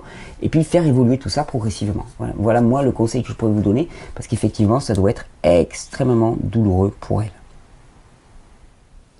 Bon, on reprend avec ces questions, une journée à passer, mais les questions continuent à s'accumuler. Et d'ailleurs, vous savez, lorsque j'ai donné là, les stages niveau 2 et 3, ce qui m'a beaucoup touché aussi, c'est de voir que parmi les personnes qui étaient là, il y en avait qui étaient là pour leur propre information, et il y en avait d'autres qui étaient vraiment là avec la rage de transmettre. Et là, je crois qu'on est en train de marquer une sacrée différence avec ce projet de Régénère. Une sacrée différence dans la mesure où le but n'est pas de former des thérapeutes, mais de former des enseignants. Non pas de former des spécialistes et des experts, mais de former des gens qui ont un cœur de partager, d'informer. Et c'est là toute la différence. En fait, on se rend compte que on va dire, c'est la radicalité du message pour moi. La radicalité du message, elle est là-dedans, dans le fait non pas de former des spécialistes qui vont encore maintenir sous la coupe les autres, en leur disant voilà, tu dois faire ci, tu dois faire ça, tu dois faire ci, mais plutôt d'élaborer vraiment une base d'enseignement véritable du corps humain tel qu'il fonctionne selon le principe hygiéniste, et de le faire fonctionner, d'élaborer ce système. Non pas un système simpliste, hein, comme il peut y avoir autant d'idéologies simplistes, hein, à l'extrême le tout médical, ou à l'inverse le tout naturel du style laisse ton corps tout seul et puis il se réparera. On sait très bien que c'est absolument pas vrai. Ce qui était vrai peut-être à une époque, d'ailleurs, Même Shelton, je pense, n'était pas contre certaines formes de remèdes, mais ce qui était vrai à une époque ne l'est absolument plus maintenant. C'est-à-dire que l'état d'épuisement du système nerveux n'avait strictement rien à voir il y a encore une centaine d'années. Et donc ça, c'est des visions purement théoriques, c'est l'idéologie. L'idéologie, pour moi, c'est l'une des formes de génocide les plus importantes qui existent au monde, et c'est effectivement vrai qu'un corps laissé à lui-même se répare, à condition par exemple qu'il ait un système nerveux qui soit adéquat. Prenez une personne qui est en fatigue chronique, vous la mettez à jeûner, vous avez toutes les chances qu'elle y reste, premièrement. Deuxièmement, si elle n'y reste pas, vous avez toutes les chances que de toute façon il n'y ait aucun processus éliminatif, parce que quand il n'y a pas d'énergie, ça ne marche pas. Et c'est bien ça l'espèce de paradoxe, c'est qu'on dit que finalement un corps humain se rétablit de lui-même, ouais, à condition qu'il y a de l'énergie. C'est pour ça que cette notion d'état aigu, suraigu, dégénératif ou chronique que je présente dans le cours est très très importante. Et pour ceux qui ont suivi les cours, vous avez vu qu'on a les états aigus et suraigus dans lesquels il y a encore suffisamment d'énergie dans le système pour faire de la fièvre, pour faire des sorties de matière, pour faire de l'élimination. Et à ce moment-là, on peut s'appuyer totalement sur l'homéostasie. Il y aura des choses qui vont faciliter, effectivement, un bon lavement ou une irrigation colonique. Et bien, ça permet de faciliter, mais c'est pas indispensable. Et puis, il y a tous ceux qui sont passés en état chronique. Et là, l'état chronique, bien, il n'y a plus assez d'énergie, il n'y a plus assez un réservoir d'énergie suffisant dans le système pour pouvoir revenir, réaccéder à cet état d'homéostasie et de fonctionnement par lui-même. Si on dit à la personne à ce moment-là, ah ouais, non mais aucun remède, base-toi sur juste tes propres ressources, et tes propres ressources, t'en as plus. Alors là, on est purement dans l'idéologie. Et c'est bien de connaître la différence entre les deux. Et la chose, c'est que, comme on fonctionne par idéologie, on a soit une adulation du remède, soit une peur absolue du remède. Et le danger, c'est ça. C'est que finalement, soit on en fait quelque chose d'une panacée, soit on veut à tout prix le rejeter. Alors qu'en fait, je pense qu'il vaut mieux raisonner de manière pragmatique. C'est une balance avantage-bénéfice. Bénéfice, inconvénient. D'accord? Tu vas faire telle technique, quels sont les bénéfices à court terme, quels sont les inconvénients? Une chimiothérapie pour quelqu'un qui est à deux doigts de mourir et qui n'a même plus l'énergie nerveuse pour jeûner, ça peut être une bonne solution. Ça va avoir un coût gigantesque, mais ça peut être une solution. Prendre des hormones de synthèse, par exemple, pour une personne qui est complètement épuisée au niveau du système endocrinien et qui n'arrive plus à redémarrer, eh bien, ça peut être une très bonne approche. Parce que sinon, la personne va stagner pendant des années. On va lui dire, oui, mais appuie-toi sur tes ressources propres. J'en ai plus, je fais comment? Et c'est ça la différence entre pragmatisme et idéologie. Et vraiment, j'appelle vraiment toute personne volontaire à se former. Vous avez vu dans les vidéos maintenant, il y a des vidéos courtes pour impacter au maximum, et je pense que c'est important pour partager. Et puis on continue les vidéos d'enseignement comme ces 2 heures de questions-réponses, dans lesquelles le but c'est vraiment pour les personnes qui veulent aller plus loin, qui veulent retransmettre, qui veulent vraiment affiner les connaissances, eh bien aller toujours dans le détail, dans la finesse de compréhension du corps humain. Non pas qu'on rajoute des choses, plutôt on va dans la finesse de l'analyse de chaque chemin individuel pour retourner à la santé. Parce qu'il y a des chemins qui se font facilement, parce qu'il y a encore de l'énergie nerveuse, et il y a des chemins qui vont se faire difficilement. L'important, c'est de connaître la différence entre les deux. Donc, on continue notre petite aventure. Bicarbonate de soude et citron. Salut Thierry et toute l'équipe, c'est une question de Fred. J'ai lu un article qui recommande de boire chaque matin au réveil un grand verre d'eau avec du bicarbonate de soude et du jus de citron. Le jus de citron dans un verre d'eau, je pratique. Mais avec une cuillère à café de bicarbonate en plus, qu'en penses-tu? Ce mélange aurait des effets alcalinisants et dépuratifs. Ils recommandent de faire des cures de 2 semaines, puis d'arrêter 2 semaines, car ils disent qu'une consommation excessive de bicarbonate peut causer une alcalose. Eh oui, effectivement, qu'en penses-tu? Resterais-tu au jus de citron simple ou ajouterais-tu du bicarbonate? Quel est l'effet du bicarbonate sur le corps? Le bicarbonate sur le corps, c'est un fabuleux neutralisateur d'acide. Ok. Par contre, il y a une chose qu'il faut savoir, comme tu le précises là, le corps gère très très mal l'alcalose métabolique. C'est-à-dire que l'acidose, on est très bien équipé pour la gérer. Alors, on va au bout de nos ressources, c'est pour ça qu'ensuite on tombe en acidose. Mais sinon, on est très bien équipé. On a 3 phénomènes, l'œdème, le stockage dans les matières grasses et la neutralisation par les minéraux. Alors, effectivement, si c'est poussé à l'extrême, eh bien, ça cause des pathologies, mais on est bien équipé pour gérer l'acidose. Par contre, l'alcalose, on est très très mal équipé pour gérer l'alcalose. Et d'ailleurs, ça me permet de faire une aparté. On va faire une vidéo sur le cancer à nouveau. Ça me permet de faire une aparté au sujet d'une méthode dont on a parlé dans les cours de niveau 2 et 3, le traitement des tumeurs cancéreuses au bicarbonate de soude. Je pense que c'est une formidable erreur, pour pas dire plus, que c'est une formidable erreur, parce que nous sommes très mal équipés pour gérer l'alcalose métabolique. Comprenons-nous bien, tant que on est à l'extérieur du corps humain, c'est où l'extérieur du corps humain? C'est tant qu'on n'a pas passé les muqueuses. Les muqueuses, c'est quoi? Ben, c'est la peau, hein, c'est les intestins, c'est les bronches, c'est la bouche, la muqueuse buccale. Hein. Tant qu'on n'a pas passé, alors là, on peut utiliser le bicarbonate de soude qui va tirer à lui les acides qui sont présents au contact de la muqueuse. Ça, ok. Par contre, quand on force du bicarbonate de soude dans le système, c'est-à-dire qu'on va piquer directement avec du bicarbonate de soude dans le corps, eh bien, à ce moment-là, par contre, on rentre, d'après moi, dans un processus qui est dangereux parce qu'on force le corps en alcalose, et si on force le corps en alcalose, eh bien, le corps n'a pas les ressources pour gérer. Donc, boire du bicarbonate de soude, est-ce que ça a de l'intérêt? Oui, parce qu'on est à l'extérieur, on va dire, donc pas de danger. On peut se faire des bains au bicarbonate de soude. Sauf que le problème, c'est que ça va avoir une action au niveau de ta bouche, ok, mais après, dès que ça passe au niveau de l'estomac, il va y avoir une sécrétion d'acide chlorhydrique et ça va être neutralisé. Donc, d'après moi, boire du bicarbonate de soude n'a aucun intérêt. Il n'est absolument pas dangereux, mais n'a strictement aucun intérêt. Autant j'utiliserai le bicarbonate de soude pour les bains. Alors ça, les bains alcalins au bicarbonate, c'est fabuleux pour toutes les personnes qui ont des problèmes de peau. C'est extraordinaire. Attention de bien se souvenir de ne pas en mettre beaucoup, parce que sinon vous allez ressentir un phénomène de brûlure au niveau de la peau. C'est bien simple. Ça attire énormément d'acide. Donc si vous en mettez une très grande quantité, et s'il y a beaucoup d'acides mobilisables, ils vont être tous mobilisés d'un seul coup, ça va être inconfortable. C'est pas un problème, ça sera inconfortable. On peut les utiliser en lavement, à la rigueur, parce que là aussi, on est à l'extérieur du corps, hein, cette notion entre extérieur et intérieur, comprenez bien que tout ce qui n'est pas passé au travers des muqueuses est à l'extérieur du corps. Tout ce qui n'est pas dans le système sanguin est à l'extérieur du corps. Comment est-ce qu'on passe, par exemple? Eh bien, un aliment rentre par la bouche, il circule dans l'œsophage, dans l'estomac, dans l'intestin grêle et dans le côlon. Là, il est toujours à l'extérieur. Il ne sera à l'intérieur que quand il sera passé la barrière intestinale. De la même manière, quelque chose rentre à l'intérieur de vous une fois qu'il a passé la peau, ou une fois qu'il est passé au niveau des muqueuses ou au niveau des bronches. Hein. Une toxine va se circuler dans vos bronches, elle va s'y accumuler, elle est à l'extérieur, puis au moins elle va peut-être passer à l'intérieur, et donc à ce moment-là, elle est à l'intérieur de vous et elle crée une toxicité interne. Elle va être rapidement ramenée au foie, puisque le foie traite à peu près tout le sang circulant, et à ce moment-là, elle va commencer à s'accumuler. C'est là la difficulté. Donc le bicarbonate de soude, wesh, je pense que ça ne sert pas à grand-chose.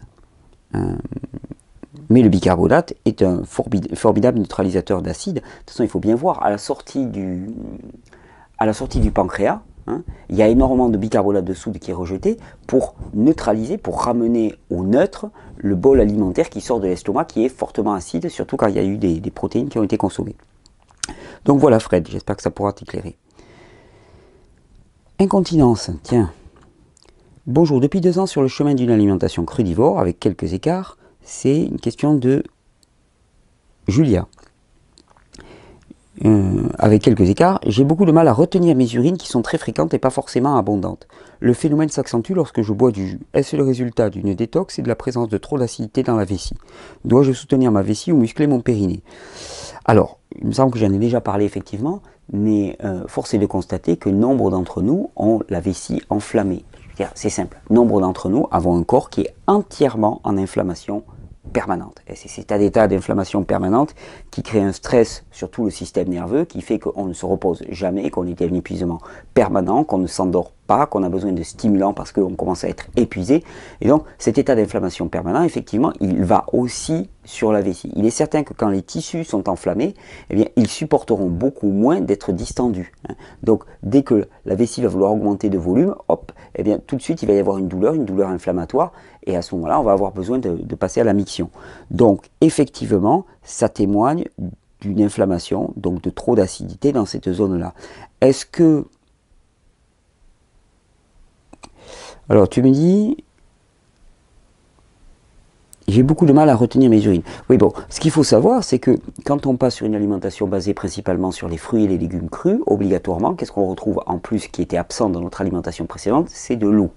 C'est marrant parce que l'humain est composé quand même plus que majoritairement d'eau, hein, selon les individus. Enfin, il y en a qui sont beaucoup moins que ça, il y en a qui sont profondément déshydratés à 50% d'eau, mais quand on est à 50% d'eau, ça craint, entre nous soit dit, mais un bébé à sa naissance qui est à peu près normal, il est à 70% d'eau, 75% d'eau. Donc c'est assez étrange de penser que l'eau est le matériau principal du corps humain et qu'on s'oriente principalement vers une alimentation qui est déshydratée. Parce que la cuisson, qu'est-ce que c'est? C'est une déshydratation. On évapore l'eau, on concentre et on évapore l'eau. Prenez n'importe quel aliment que vous faites cuire à la poêle, vous allez voir après, il est sec. D'ailleurs, c'est un truc que je me disais quand j'étais petit. Je me souviens, ma grand-mère, à l'époque, elle me faisait des poulets de ferme. Et je me souviens, c'était attirant, hein, le côté grillé, ainsi de suite. Bon, c'était attirant en tant que tel, mais ce que je mangeais, c'était la peau. Parce qu'après, quand je mangeais dans la chair, je me disais, mais c'est sec ce truc-là. Alors qu'est-ce qu'on fait? On rajoute de l'huile, on rajoute de la mayonnaise, hein, parce qu'on rajoute de la matière grasse pour donner l'impression que c'est moins sec. Et c'est pas de la matière grasse qu'il faut, c'est de l'eau. Il manque de l'eau, et quiconque fait une expérience avec les fruits et légumes se rend compte que la première des choses qui lui est apportée, c'est de l'eau en abondance, l'eau la meilleure possible, puisque c'est une eau chargée de minéraux biodisponibles, hein. Donc c'est vraiment l'eau par essence qui hydrate le corps humain, elle est présente dans les fruits et les légumes. Et donc, cette alimentation qui est déshydratée, bien quand on passe à une alimentation de fruits et légumes, obligatoirement, eh bien, il y a un volume plus important d'eau. Et si la vessie était enflammée, ben avant on s'en rendait peu compte, parce que finalement on avait très peu de volume d'eau à éliminer, mais l'eau sert dans le corps à laver tout le système, hein. L'eau n'hydrate pas en tant que telle, l'eau participe à l'hydratation. Ce qui hydrate littéralement, c'est la capacité du corps à retenir les minéraux qui vont ensuite fixer l'eau. Eh bien, l'eau sert surtout à emporter, à nettoyer, à flusher, comme disaient les Américains, à laver, on va dire, à laver l'organisme. Et donc cette eau, ben, si elle était en moindre quantité, bien sûr que l'organisme n'est pas nettoyé de manière adéquate, les urines sont extrêmement chargées, ce qui augmente encore l'acidité des urines. Et quand on passe à une alimentation crudivore, eh bien, on commence à avoir des volumes plus importants. Si la paroi de la vessie est enflammée, c'est compliqué. Alors ça évolue avec le temps. Moi j'ai vu mes urines, au début je ne pouvais pas retenir plus de 30 centilitres d'urine. Maintenant quand je me réveille le matin, je fais régulièrement plus d'1 litre d'urine, c'est sans avoir été réveillé pendant la nuit. Ça veut dire que toute cette zone a été désenflammée. Alors quel est le meilleur moyen? Déjà premièrement s'alimenter de fruits et de légumes qui vont reminéraliser. Après moi je dirais que si vraiment quelqu'un a un problème dans cette zone là, moi je ferai des cataplasmes d'huile de ricin dans la zone de la vessie. L'huile de ricin ayant la propriété de multiplier la réponse lymphatique, leucocytaire, immunitaire au niveau de la vessie. Et ça va faire que finalement il va y avoir un nettoyage qui va être accru au niveau de la vessie. Ça serait un petit peu la direction que je prendrais. Ensuite, maladie de la Peyronie. Il y a un an, mon mari a su qu'il souffrait de la maladie de Peyronie. Il a des douleurs au pénis tous les jours et à l'érection il y croche. Et il semble que le sang ne se rende pas dans le gland, puisque cette partie reste molle. Y a-t-il quelque chose à faire en plus du régime de fruits et de légumes crus pour guérir cette maladie? Mon mari veut savoir comment vous expliquez cette maladie. Un grand merci. Ouais. Maladie de la Peyronie, on m'en avait parlé. Hein, il y a le corps caverneux, hein, dans le pénis, hein, qui permet la contraction et qui permet l'érection. Et la maladie de la Peyronie, c'est une sclérose de ce corps caverneux. Ça fait que finalement le pénis, quand il est à l'érection, eh bien il est tordu. D'un seul coup, il est comme cassé. Paraît-il que c'est très douloureux, je peux l'imaginer. Pas très rigolo du tout. Paraît-il que c'est très très douloureux. Puis surtout, ça bloque tout rapport sexuel. Alors, José et Daniel, ton mari, sclérose des corps caverneux. Qu'est-ce que c'est qu'une sclérose? C'est une inflammation profonde des tissus. D'accord? Donc, on parle obligatoirement d'inflammation locale, extrêmement caractérisée, qui amène à cet état de sclérose. Tiens, regarde, on va faire un truc. Hop. Wikiki. Sclérose.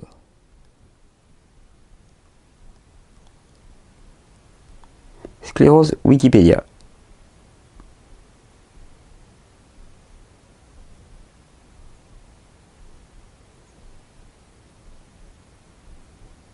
Alors, une sclérose est un durcissement pathologique d'un organe, d'un tissu ou d'une lésion causée par une formation excessive de collagène.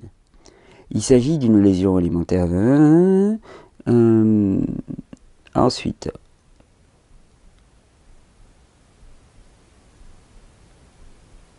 alors, une sclérose est un durcissement pathologique d'un organe, d'un tissu ou d'une lésion causée par une formation excessive de collagène. La sclérose est toujours en réponse à un état inflammatoire avancé de l'organe ou du tissu concerné. Voilà à peu près ce que l'on dit. Donc, qu'est-ce qui se passe? Ce qu'il faut bien comprendre, c'est que on ne mesure pas l'action des acides dans le corps. Les acides dans le corps, eh bien, ils viennent agresser et il y a une réaction. Imaginons, il y a quelqu'un qui te lance un coup de poing dans le ventre. D'accord? Qu'est-ce qui va se passer immédiatement? Tes abdominaux, ils vont se bander pour essayer de te protéger. Dans le corps, c'est la même chose. Les acides attaquent et il y a une réaction de durcissement des tissus. Durcissement dû à la déminéralisation, déjà, premièrement. Donc, il fait perdre aux tissus leur structure, leur souplesse, leur élasticité, et formation de fibres de collagène extrêmement dures qui perdent de leur élasticité par déminéralisation. Donc, quand on parle de sclérose, on parle de déminéralisation, perte de la substance minérale des tissus, des organes, puisque les organes sont formés de tissus. Les tissus, ce sont les trames cellulaires qui entourent les organes. Et donc, à ce moment-là, effectivement, on arrive à une durcification. Sclérose égale durcification par inflammation. Donc, au niveau du pénis, c'est une sclérose des corps caverneux. Qu'est-ce que ça veut dire? Alors, tiens, on reprend Wikipédia, puisqu'on y est là. La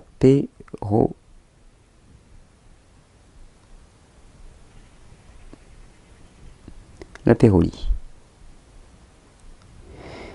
Maladie de la péronie.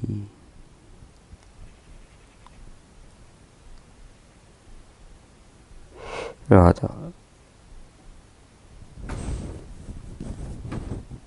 Hop, maladie.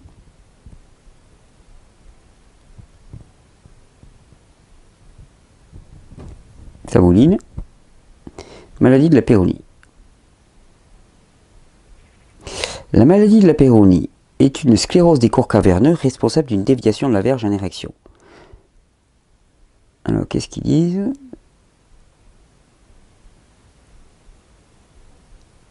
Ou ils disent rien de plus. Alors, douleur intense provenant de l'intérieur du pénis lors de l'érection et s'intensifiant avec le temps. La douleur diminue, mais il y a un manque de rigidité. Donc, on parle directement, là, il ne faut pas aller chercher plus loin, je me souvenais plus exactement ce que c'était que la maladie de la péronie. On parle directement de acidification, déminéralisation des tissus au niveau du pénis. C'est une manifestation locale de l'acidose. Et c'est bien vraiment ça qu'il faut comprendre. Quand je te parlais des branchettes en début de vidéo, et puis la branche, il y a une acidification. Là, il y a une acidification localisée. Pourquoi, pour toi, ça arrive au niveau du pénis? Aucune idée. Mais en même temps, est-ce que ça a une quelconque importance de savoir pourquoi c'est là?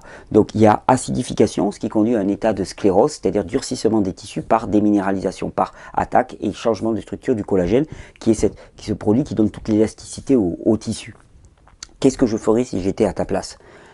J'essaierais déjà de reminéraliser un maximum au niveau du corps, ça va aider. Et après, effectivement, on peut attendre, tu vois, c'est là où il y a idéologie et pragmatisme. On peut attendre que la reminéralisation globale à l'échelle du corps atteigne cette zone. Sauf que je ne suis pas persuadé que ce soit une des priorités pour l'organisme de guérir cette zone-là. Il va d'abord aller vers des organes vitaux.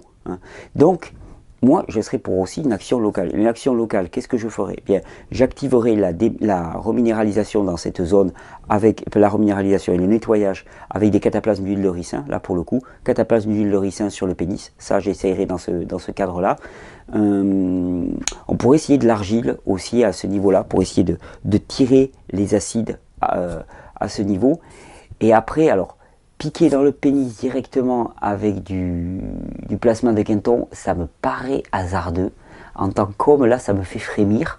Je sais pas, ça serait à tenter, mais reminéraliser cette zone localement avec des piqûres sous-cutanées de plasma de Quinton, à la limite je dirais à la périphérie, autour de l'aine peut-être, de manière à ce que ça rejoigne le pénis, cette zone-là plus particulièrement, donc avec du plasma de Quinton en isotonie, ça serait une option aussi.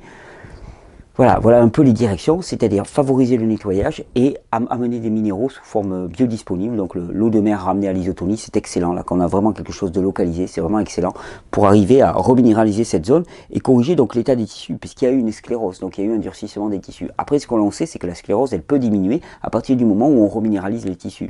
La structure du collagène redevient normale et on retrouve cette élasticité qui permet ensuite le passage des fluides, la dilatation de la verge de manière adéquate. Écoute, j'espère que ça va pouvoir vous aider. J'imagine que ça ne va pas être rigolo à vivre au quotidien.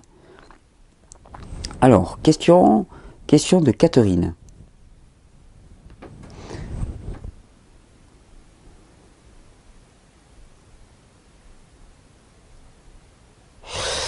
Bonjour, j'ai besoin de tes conseils. Depuis 3 semaines, j'ai des problèmes d'inflammation. Oh, mais ça fait pas 3 semaines, ça fait 30 ans, ça fait 50 ans peut-être. J'ai commencé... Le problème, c'est que... Enfin, le problème... La question, c'est que on considère qu'on a des problèmes à partir du moment où il y a des symptômes. C'est faux. Le problème, il se bâtit. Le truc, c'est que comme on considère qu'on a des problèmes à partir du moment où on a des symptômes, d'un seul coup, il y a un symptôme qui nous tombe dessus, donc on n'a pas de chance. On vit dans une vie dans laquelle il y a de la chance et de la malchance. En fait, il n'y a pas de chance et pas de malchance. Hein. Il y a toute une série d'actions qui mènent à un résultat. Et donc, la méconnaissance des processus sous-jacents, des besoins de l'organisme, et ainsi de suite, fait que d'un seul coup, on se dit « Ah, j'ai une inflammation ». Non, mais l'inflammation, elle était là. D'un seul coup, elle devient accrue dans une zone et on la ressent sous forme de douleur. Mais ce n'est pas l'inflammation qui est apparue, c'est la douleur qui est apparue. Et la douleur, c'est le symptôme. J'ai commencé par une infection urinaire, je n'en avais plus fait depuis mes premières règles. Je suis venu sur ton site et suite au conseil, je l'ai soigné avec des cataplasmes d'huile de ricin et d'argile. Super contente des résultats, plus d'inflammation, aucune trace dans les urines. Génial. Depuis 3 jours, la gorge me gratte au réveil, mon nez aussi, je n'ai pas mal, c'est juste une inflammation. Je n'ai pas mal quand j'avale. Que je dois-je faire car c'est localisé gorge et nez? Je précise que mon alimentation est crue et cuite, très peu de gluten le matin. Je suis en train d'apprendre à faire mon pain au levain naturel pour me faire du pain au sarrasin. Pas de laitage, pas de viande, un peu de poisson, de l'huile d'olive, des graines, amandes, noisettes, ensuite patates, enfin sans gluten. Graines de couscous, non bon, sur le couscous c'est plein de gluten, c'est du blé. Voilà, j'espère que tu pourras me dire quoi faire pour me débarrasser définitivement de cette inflammation dite microbienne due au stress par un allergologue il y a 20 ans environ. Intéressant ça. Inflammation dite microbienne. Alors quand on dit c'est une inflammation microbienne, ça veut juste dire que on a effectivement un état inflammatoire. L'état inflammatoire est l'état adaptatif par excellence du corps humain qui consiste à une vasodilatation des tissus, à un afflux de globules blancs et de globules rouges dans la zone concernée, à une explosion microbienne. Donc une inflammation dite microbienne, c'est juste un pléonasme dû au stress. Ouais, le stress est inflammatoire, sauf que je vais te dire, le stress il a bon dos aussi. Déjà tu stresses moins si tu manges des fruits et des légumes, et le part alimentaire a aussi une bonne part là-dedans. Mais de toute façon, ce qu'il faut comprendre, Catherine, c'est que la manifestation que tu vis là, elle n'est qu'une expression de l'inflammation générale qu'il y a à l'échelle du corps. Il faut vraiment qu'on arrive à distinguer inflammation et douleur inflammatoire. Douleur, ça indique que le processus est en train de partir trop loin. Donc, on va faire les choses simplement. Inflammation en permanence. Nos corps sont enflammés en permanence. Tu regardes un petit peu l'œdème. Toute personne qui se met à manger cru d'un seul coup, ben, elle urine, et elle perd 5 kilos en une semaine. C'est l'œdème qui est relâché. Donc, état inflammatoire chronique des individus.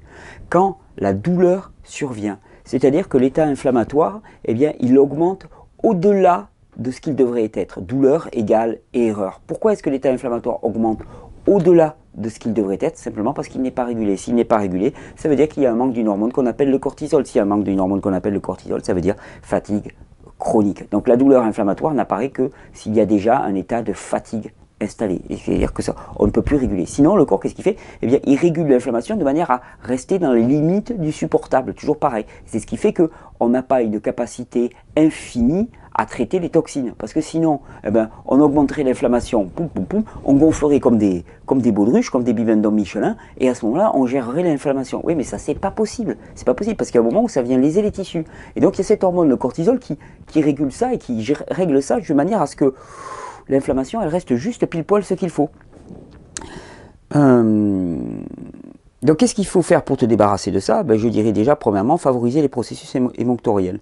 Ça me paraît la première des choses. Donc, favoriser la sortie par les intestins, par les reins, commencer à drainer tout ça en utilisant des plantes, en utilisant des irrigations coloniques pour les intestins, ou des lavements. Ça va très très bien les lavements, ça est très très efficace et c'est très peu onéreux. Et donc permettre que ça sorte enfin, parce que là ton processus inflammatoire il arrive au bout, et en plus il n'est pas régulé. Donc à ce moment-là, eh bien, faire sortir par ailleurs, dériver. La vieille science de l'hygiénisme, c'est de dériver. Quand un émonctoire est saturé, hop, on dirige vers l'autre. Celui-là est saturé aussi, hop, on dirige vers l'autre, hop, on calme la détoxination. Et puis on fait toujours pour être à la limite du confortable, c'est toujours la donne. Donc là, pour les états inflammatoires aigus sur aigus, c'est toujours pareil, il faut que je fasse une vidéo. Tiens, je vais faire une vidéo thématique sur l'inflammation. C'est très intéressant, ça sera parlant. Il va y avoir peut-être des fois des redites entre ces vidéos là, longues et puis les vidéos courtes, mais comme ça les vidéos courtes elles sont là pour impacter au plus large et pour faire passer à son entourage, et les vidéos longues elles sont là pour approfondir l'enseignement. Mais donc l'état inflammatoire, c'est juste ça, une mauvaise régulation. Voilà, j'espère que ça pourra t'aider.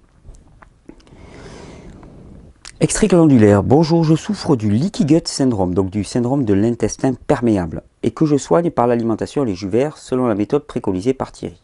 Ouais, cool. J'ai commencé à prendre des gélules d'extrait glandulaire, marque Swanson, pour ma fatigue depuis une semaine. Au niveau fatigue, ça va déjà bien mieux. Oui, c'est rarement aussi efficace. On en parle beaucoup, entre guillemets. Hein. Dans les stages, j'ai vu que j'ai attendu longtemps pour en parler de ces extraits glandulaires parce que je m'attendais à une levée de bouclier par rapport à ça. Je les utilise et je les expérimente depuis pas mal de temps. Il y a longtemps que j'ai lu les travaux de Jean Gauthier, et puis mon formateur, l'hygiéniste Robert Morse, les utilise beaucoup parce que lui aussi, il n'est pas dans un idéalisme. Pourtant, Dieu sait que c'est quelqu'un qui est vraiment pour la voie la plus naturelle possible, mais il m'a dit, voilà, il y a des gens, ils ne redémarrent pas avec les plantes. Alors, est-ce qu'on les laisse mourir ou est-ce qu'on les soutient autrement? Et effectivement, les extraits glandulaires qui consistent à prendre une portion d'organe d'un animal qui correspond à l'organe déficient, particulièrement pour le système glandulaire, surrénal et thyroïde, c'est très efficace. D'habitude, ça n'agit pas en une semaine, c'est pas un quick fix comme ça prend 1 mois, 2 mois, 3 mois, 4 mois selon l'état des personnes. Mais normalement, en 4 mois, on sent un vrai infléchissement. Et d'ailleurs, le fait que ça soit progressif me rassure. J'aime pas les remèdes qui fonctionnent en 2 jours ou en 10 jours. C'est un petit peu trop rapide pour moi. Et à l'échelle du corps humain, il y a beaucoup de choses qui demandent beaucoup plus de temps pour se réguler. À part qu'on soit dans le domaine du miracle, et là, on sort complètement du registre. Mais les extraits glandulaires, oui, sont un soutien extraordinaire. J'ai vu pendant les stages qu'il y avait un intérêt colossal. Alors pour l'instant, on me demande où s'en procurer et ainsi de suite.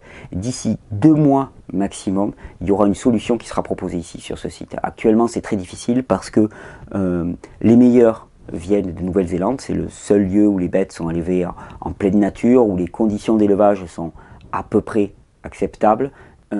Où les animaux sont garantis sans maladie de la vache folle et ainsi de suite à 100%.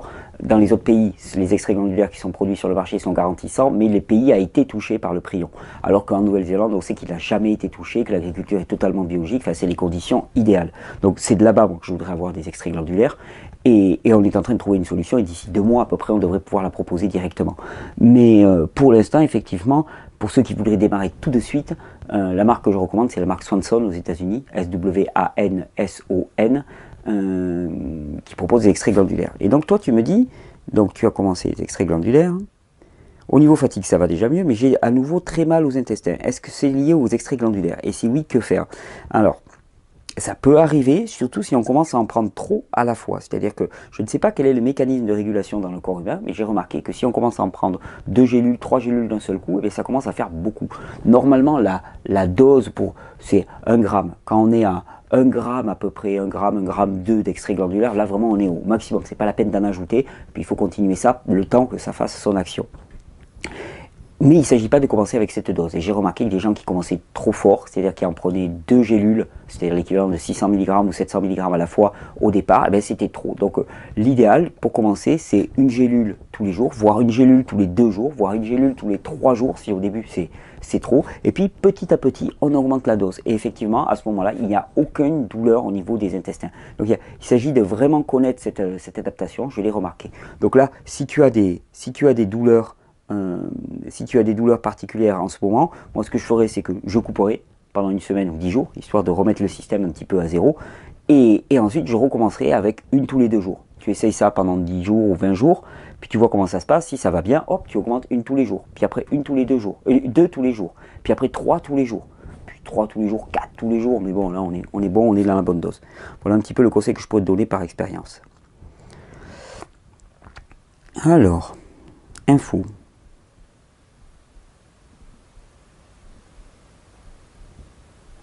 Bonjour, depuis une semaine, j'ai introduit des jus dans mon alimentation. J'ai 5 enfants, 8, 5, 3, 2 et 5 mois. Waouh!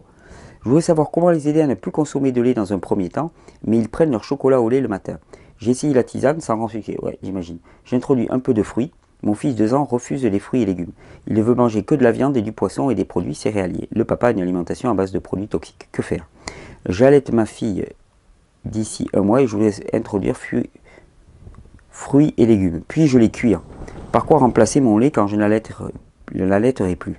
Alors, un lait pour les enfants. Je vais te partager une recette de lait pour les enfants qui marche très bien. Tu prends des bananes bien mûres, hein, donc il faut toujours avoir un stock de bananes. La banane, c'est vraiment un fruit passe-partout. Tu prends 2-3 bananes bien mûres, tu les mets dans un blender avec pas mal d'eau. Donc là, il faut ajuster la quantité de bananes de manière à ce que le lait soit plus ou moins épais. Tu mets ça dans un blender avec pas mal d'eau. Moi, je mets un petit peu de vanille en poudre. Au besoin, tu mets un petit peu de poudre de caroube ou un petit peu de cacao cru, par exemple, dedans. Tu mixes le tout et là, tu vas avoir un lait au chocolat. Je te dis que ça marche super bien avec les enfants. Sinon, bon, tu as les laits d'amandes, les laits de noisettes, c'est manufacturé, à moins de le faire soi-même chez soi, et c'est très compliqué et c'est très long. Moi, j'aime bien le lait de fruits, entre guillemets. Donc, un lait de banane, ça a la même couleur que le lait, surtout si tu mets un petit peu de cacao, là, on dirait vraiment du chocolat au lait. Donc, le truc, c'est de mettre pas mal d'eau par rapport aux bananes. C'est pas un smoothie qu'on fait, c'est de mettre pas mal d'eau par rapport aux bananes. Ensuite, ton fils refuse les fruits et les légumes. Il ne veut manger que de la viande et du poisson et des produits céréaliers. Et c'est normal, hein. Demande à un héroïnomane de consommer autre chose que sa drogue, eh bien, il ne va pas vouloir. Pourquoi? Parce qu'il est accro à sa drogue et parce qu'il y a des mécanismes dans le corps humain, candidose, addiction, addiction physiologique et psychologique, qui font que eh bien, on a envie de ces produits, on est accro. C'est bien le principe même.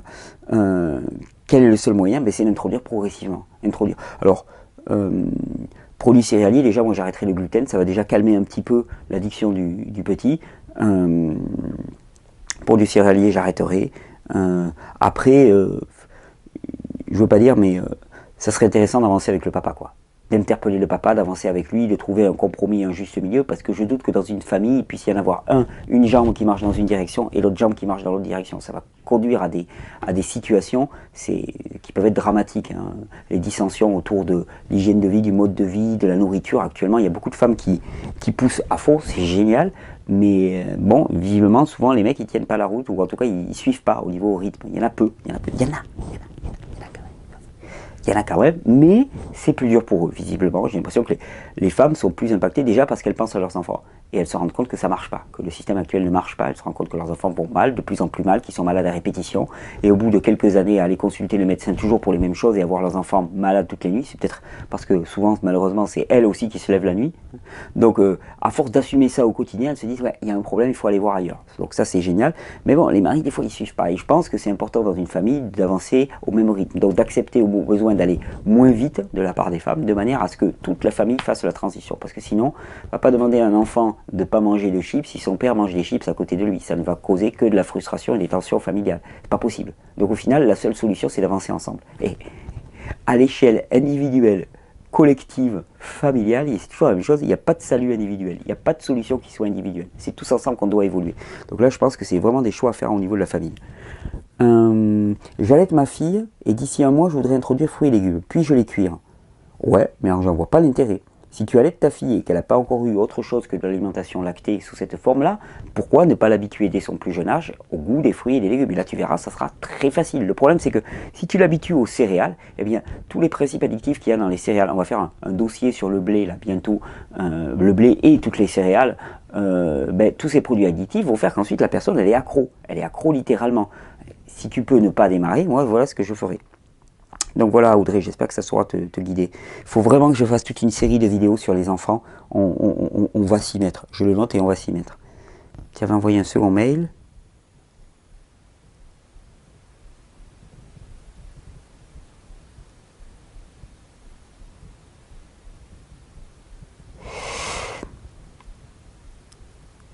Ok, alors ça je le mets de côté, c'était autre chose. Alors...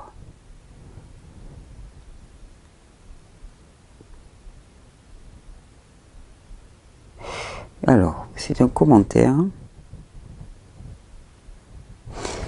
J'aimerais savoir, une personne s'est fait enlever sa glande thyroïde. Alors, c'est une question de Sylvie.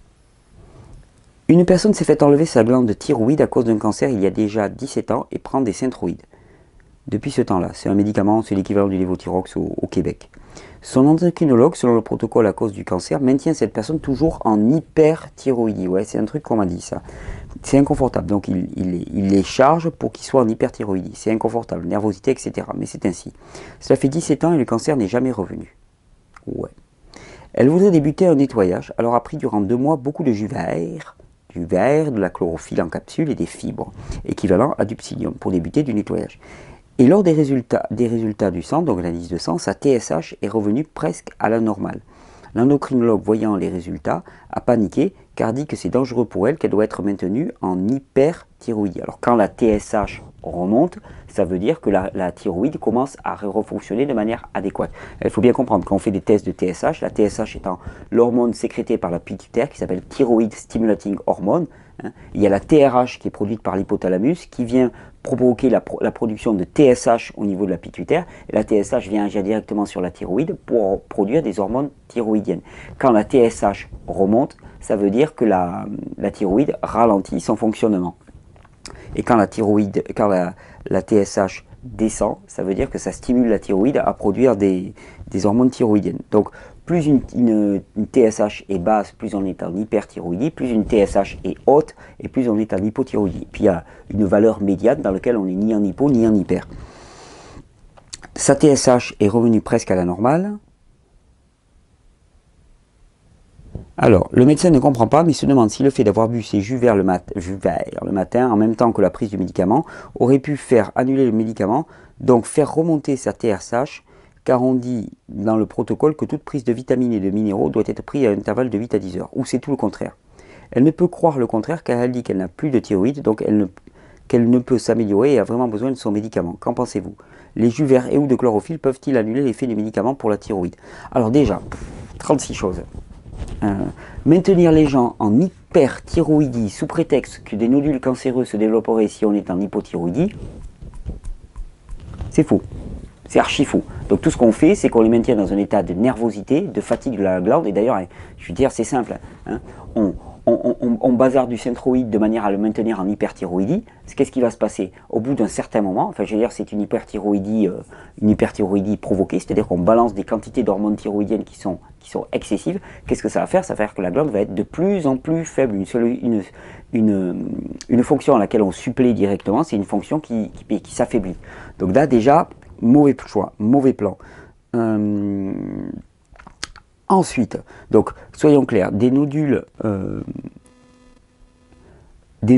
à la thyroïde, ça répond exactement à la même chose. On va faire tout un sujet sur le cancer. Dans le niveau 3, on a poussé encore un peu plus loin l'exploration du cancer et on a montré comment finalement le cancer était avant tout le phénomène de cancérisation et de tumeur, était une manifestation de la candidose intracellulaire. Et ça, c'est une chose qui est très très importante à connaître. Le cancer, c'était finalement qu'une manifestation de la candidose. Mais de toute façon, c'est normal, parce que le cancer n'est qu'une résultante de l'accumulation de déchets, et là où il y a déchets, il y a champignons. Donc là où il y a cancer, il y a champignons et il y a candidose obligatoirement. Donc c'est pas en maintenant quelqu'un en hyperthyroïdie, c'est-à-dire en accélérant son métabolisme, qu'on va avoir une épuration des tissus. C'est deux choses qui sont complètement différentes. J'aimerais bien d'ailleurs qu'on me justifie pourquoi l'hyperthyroïdie protégerait du cancer. Bon, elle n'en a pas eu depuis 17 ans, est-ce que c'est la preuve que ça marche? Absolument pas. Ce qui est certain, c'est que oui, il peut y avoir une interférence, et que oui, la TSH qui revient à la normale, c'est plutôt bon signe, et que oui, une thyroïde peut repousser. C'est évident, les témoignages sont nombreux, on peut guérir de l'hypothyroïdie. Si la thyroïde n'a pas été enlevée, on guérit assez facilement de l'hypothyroïdie, et on voit de plus en plus de témoignages qui commencent à corroborer tout ça. Il y a même eu encore un témoignage d'un médecin. D'ailleurs, ça m'a amusé. Le premier réflexe de certaines personnes, c'est de dire « Ah, elle n'est pas médecin, elle ne s'exprime pas comme un médecin ». C'est génial ça comme argument. C'est finalement quand on ne veut pas voir les choses, c'est la mauvaise foi atteint ses limites. Donc oui, elle est médecin, il n'y a pas de problème. C'est pas quelqu'un que j'ai sorti du chapeau, mais on se rend compte qu'il y a une espèce de prestige médical. Alors quand on fait témoigner un médecin, c'est témoigner un médecin. Ou alors non, c'est pas un médecin, c'est pas possible. C'est pas possible qu'un fantoche comme Thierry, finalement, puisse avoir des médecins qui le soutiennent. Non, mais ça non, quand même. Ça, non. Il y a quelques farfelus dans leur coin qui font des jus ok, mais des médecins, non, ils vont pas faire ça. Eh bien pourtant si, parce que les médecins, il y en a d'ailleurs beaucoup plus qu'on ne croit qui sont en lien avec moi, eh bien, on avance main dans la main, parce que chacun a apporté des choses, et effectivement, il est temps de faire une médecine de terrain qui considère le terrain et qui prévient les maladies, plutôt que d'avoir une médecine curative et symptomatique.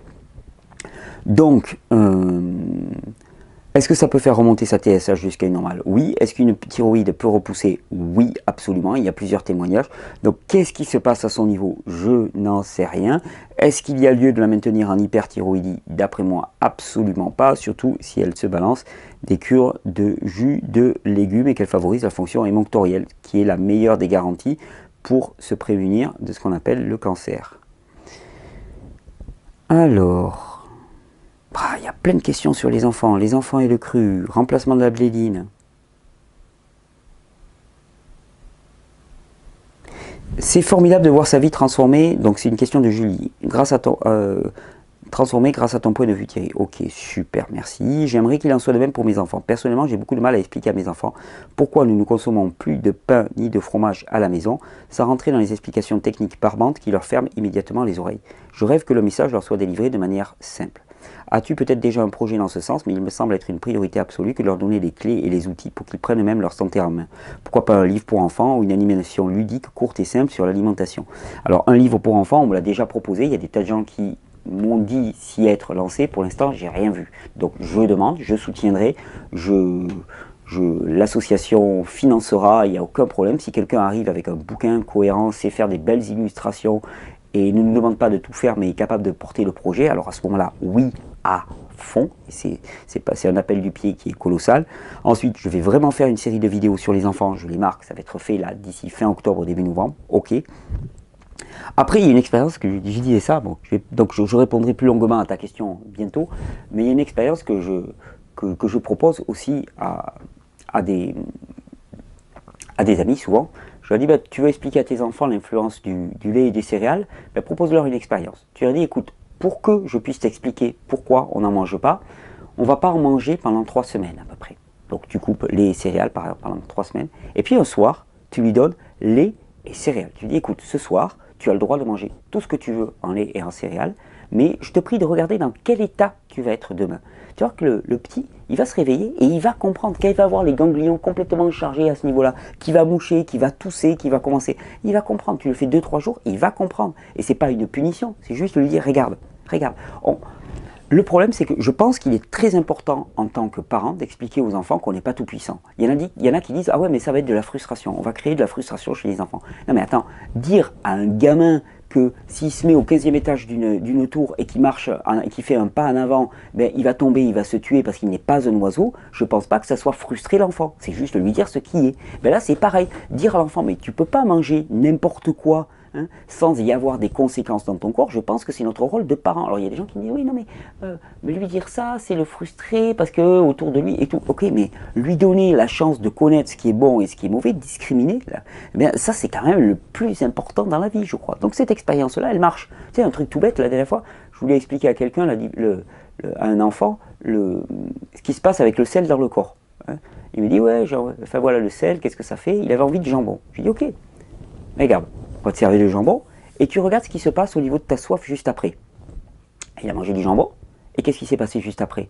Assoiffé, extrêmement assoiffé. Je lui dis, tu vois, hein, tu as mangé du jambon, et tu as soif. Pourquoi? Parce que le sel donne soif, et je lui ai expliqué le principe. Et il a très bien compris, hein, il a très bien compris que finalement, il y a des aliments qui sont bons au goût, et qui sont mauvais pour la santé. Et c'est ça, c'est le caractère pervers de notre époque. C'est vraiment la perversion. On vit une époque de perversion totale, ça c'est clair, et dans lequel ce qui est bon à nos sens, hein, eh bien, est mauvais pour nous réellement. Alors que normalement, dans un référentiel qui serait le bon, c'est-à-dire le cadre, le fameux cadre que je détermine, c'est-à-dire une abondance de fruits et de légumes crus, eh bien, dans ce cadre-là, ce qui est bon pour nous, au goût, par exemple au niveau alimentaire, eh bien, est bon pour nous au niveau santé. Et à ce moment-là, on avance à l'aveuglette. Le truc, c'est simple.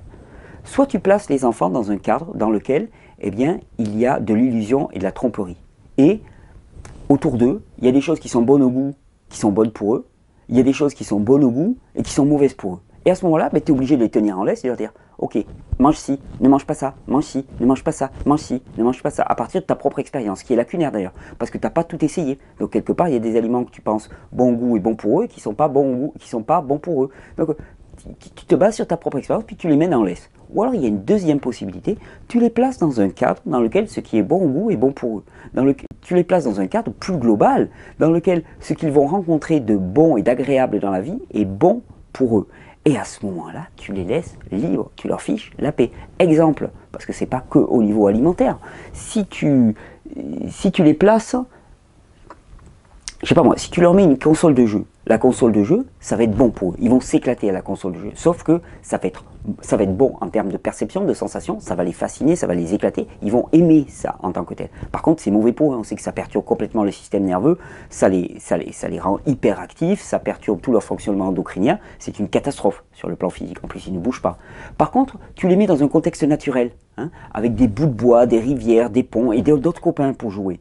Et à ce moment-là, eh bien, tu les lâches libres parce que ce qui est bon pour eux, c'est-à-dire que construire une cabane, courir dans les bois, jouer au trappeur, observer les animaux, construire des petites n'importe quoi avec des brindilles, ben ça, ce qui est bon pour eux, eh bien, c'est aussi ce qui est bon au niveau de leurs sensations et aussi bon pour eux.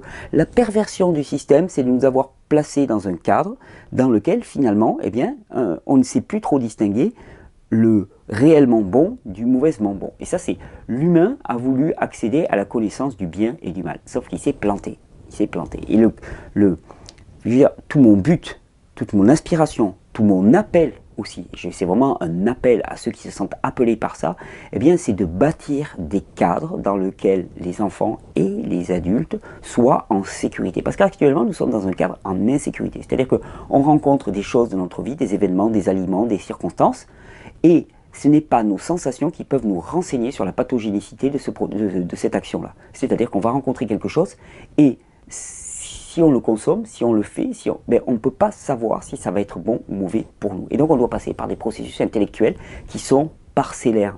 Et l'important, c'est de se retrouver dans un cadre juste. Et tout le but de ces vidéos, c'est d'élaborer un cadre juste. Ça fait une bonne introduction pour les parents. Donc voilà ce que je te propose, Julie, et puis je mets ton message de côté et je vais y répondre avec une série de vidéos. Bonjour, je travaille en maison de retraite. Ah oui, voilà, la blédine, c'était pas pour les enfants. Mais c'est pareil, hein, personnes âgées ou enfants, il y a un boulot à faire en maison de retraite. Eh les gars, le truc c'est, on se régénère rapido, hein, histoire de se retrousser les manches et partir à l'action, quoi. Ça, c'est ça la priorité. On s'en fiche de se sentir bien dans son corps. L'important, c'est est-ce qu'on est suffisamment fonctionnel pour partir à l'action et pour porter ce message, pour aider les gens. Pour aider les gens dans la maison de retraite, pour aider les gens dans les crèches, pour aider les gens dans les familles, les femmes qui sont seules avec des enfants. Qu'est-ce qu'on fait pour les aider, pour les soutenir, pour faire en sorte qu'elles ne portent pas ça toutes seules au quotidien? Qu'est-ce qu'on fait pour les mecs qui sont en burn-out et qui ont besoin de soutien? Qu'est-ce qu'on fait pour tous les âges de la vie pour arrêter ce cataclysme total dans lequel le seul sacrifié là-dedans, c'est l'individu. On est tous victimes de notre propre idéologie, c'est-à-dire c'est un espèce de système délirant dans lequel on participe à nous bouffer nous-mêmes. Et là, on a un pouvoir d'action qui est colossal. Alors, on se régénère et on s'y met. Donc, ok, maison de retraite. Je voulais vous demander si vous connaissiez un produit qui pourrait remplacer la blédine du petit déjeuner pour des gens qui ont un régime classique, nourrissant, plusieurs heures, autrement dit long à digérer, consistance pâteuse pour éviter les fausses routes, prix raisonnable, rapide à préparer 1 ou 2 minutes. Alors là, pour moi, il y a un truc à bloc. La banane. Donne la banane, comme dirait la copine Myriam, donne la banane. Des bananes bien mûres passées au mixeur, hein, ça va faire une purée assez épaisse. Tu peux rajouter un petit peu de caroube, ça fait une purée au chocolat, ça met du temps à être digéré. Voilà, déjà, tu as de la nutrition parfaite. Il n'y a pas grand-chose à rajouter. Nutrition parfaite. Moi, je dirais des bananes mixées avec un petit peu de caroube ou de cacao. Mais bien que ce ne soit pas une combinaison idéale, le cacao, c'est super bon. Ouais, moi, je ferais banane, banane, banane, banane. Ça, c'est le fruit par excellence. Et à la limite, si on veut épaissir un petit peu, banane date. Ou banane figue sèche par exemple. Banane figue sèche, c'est très très bon. On fait un peu tremper les figues, on les mixe avec les bananes, ou alors on prend un très très bon blender et on peut les mettre sèches avec la banane. S'il faut épaissir, on peut mettre un petit peu de psyllium ou un petit peu de chia dedans et ça fait quelque chose d'un petit peu plus pâteux. Mais ça c'est très rapide, hein. Tu prends un gros blender, vous investissez dans un gros blender, un bon gros blender, tu mets 20 bananes dedans, la banane, c'est le fruit idéal. Tu le prends, tu le pelles, tu jettes la peau, clac, tu le mets, bam, bam, bam, bam, bam, tu bourres, pouf, là, tu as un petit déjeuner pour 10 personnes déjà directement. Tu mets 30 bananes, enfin, non, pour 10 personnes, non, tu peux leur faire des petits déjeuners pour que ça tienne bien, 4, 5 bananes facilement, comme petit déjeuner, et ils mangent ça tranquillement, tu vois, ils vont se régaler. Génial. Et d'ailleurs, c'était un message d'Antoine. Antoine, si tu peux le mettre en place dans ta maison de retraite, je te prie vraiment de me tenir au courant. Alors après, tu peux le rendre plus gourmet. Tu mets un petit peu de vanille dedans, en même temps que le cacao. Tu vas voir que tu mets de la vanille. Si tu fais date, banane avec un peu de vanille, là c'est même pas la peine de mettre du cacao. Date, banane avec un peu de vanille, tu vas voir que tes personnes âgées, je pense qu'elles vont en redemander. Ça va être colossal. Ou tu fais date, banane, ok. Et puis, une fois que tu les sers dans les coupelles, hop, tu as juste un petit système là pour saupoudrer et tu mets un petit peu de caroube par-dessus. Là, tu fais un petit englaçage. Là. Et tu vas voir le bon soin. Et puis, tu leur apportes avec un sourire en leur disant, tenez là, ce que vous allez manger, ça va vous faire du bien. Ça va vous faire du bien, ça va vous relever, ça va vous redonner de l'entrain. Et sérieusement, il y a un boulot à faire dans les maisons de retraite. Qui c'est qui s'y met? Qui c'est qui s'y met? Et témoignez. Il y a le magazine La Clameur. Il faut y aller, faut y aller, faut y aller, faut y aller. Et on est un pays où il fait bon, entre guillemets, on nous le dit tout le temps, il y a des minima sociaux et tout. Ok, mais les minima sociaux, c'est pas une licence à ne rien faire. Et, écoutez, vous profitez, entre guillemets, vous profitez pas au sens moral du terme, hein, mais vous avez la chance. Je l'ai été pendant des années, je passais... combien quoi 15 ans peut-être, au RMI, au RSA. Ouais, mais là, j'estime que je redonne bien là, actuellement à la société. Alors, effectivement, ça dépend de mon état physique, il a fallu le temps que je me retape, mais j'estime que pendant un certain temps, j'ai profité, mais pas au sens moral du terme, au bon sens du terme, c'est-à-dire que j'ai eu la chance de vivre dans un pays dans lequel finalement, on se soucie des personnes qui n'ont pas de ressources. Et pour moi, c'est juste quelque chose de normal. Et d'ailleurs, ce qui est octroyé actuellement est bien trop peu, et il devrait y avoir un revenu minimal d'existence qui n'aurait rien à voir avec ce que c'est actuellement, parce que là, c'est juste un moyen de ne pas mourir, quoi, on va dire. C'est même pas un moyen de survie, mais bon, passons, ça serait un autre débat. Mais ok, si vous avez la chance d'avoir le loisir d'avoir vos journées disponibles, mais allez-y. Donnez gratuitement ce que vous avez reçu gratuitement. Ça, c'est le principe. Donnez gratuitement ce que vous avez reçu gratuitement. Donnez gratuitement ce que vous avez reçu gratuitement. C'est le principe de base. C'est vraiment le principe de base. Donc, Antoine, merci de me tenir au courant. Et je pense que tu peux vraiment apporter énormément à ces gens-là. Eau de mer. Ma fille de 12 ans est en plein changement hormonal et vit beaucoup d'angoisse. Elle pleure très vite, elle se sent mal sans raison, voire déprimée. Effectivement, c'est le système endocrinien qui est en train de faire des siennes. Pour le moment, elle refuse de boire des jus et comme elle est très mince, voire maigre, je pense qu'elle doit manquer de minéraux. Elle est certainement très déminéralisée. Elle n'aime pas les fruits. Mal barré. Est-ce que lui donner des ampoules de l'Omer pourrait l'aider? Oui. Bon, lui donne pas sous forme d'ampoule, c'est très très cher, donne-lui plutôt sous forme de... tu peux acheter du plasma de Quinton, ou si tu habites à côté de la mer, ou si tu habites à côté de la mer, tu vas en chercher directement à la mer, tu le ramènes à l'isotonie. Moi, c'est ce que je fais, tu vas dans un endroit qui est très très brassé. Bien sûr, tu n'auras pas le totum organo-minéral, mais tu auras de l'eau gratuite, ce qui est déjà pas mal. Après, sinon, moi je te conseille d'acheter l'eau en bouteille. Il y a des références sur notre site. Il y a un fournisseur qui est vraiment une eau excellente et qui sera beaucoup moins cher que les ampoules qui sont très très lucratives. Ensuite, elle n'aime pas les fruits.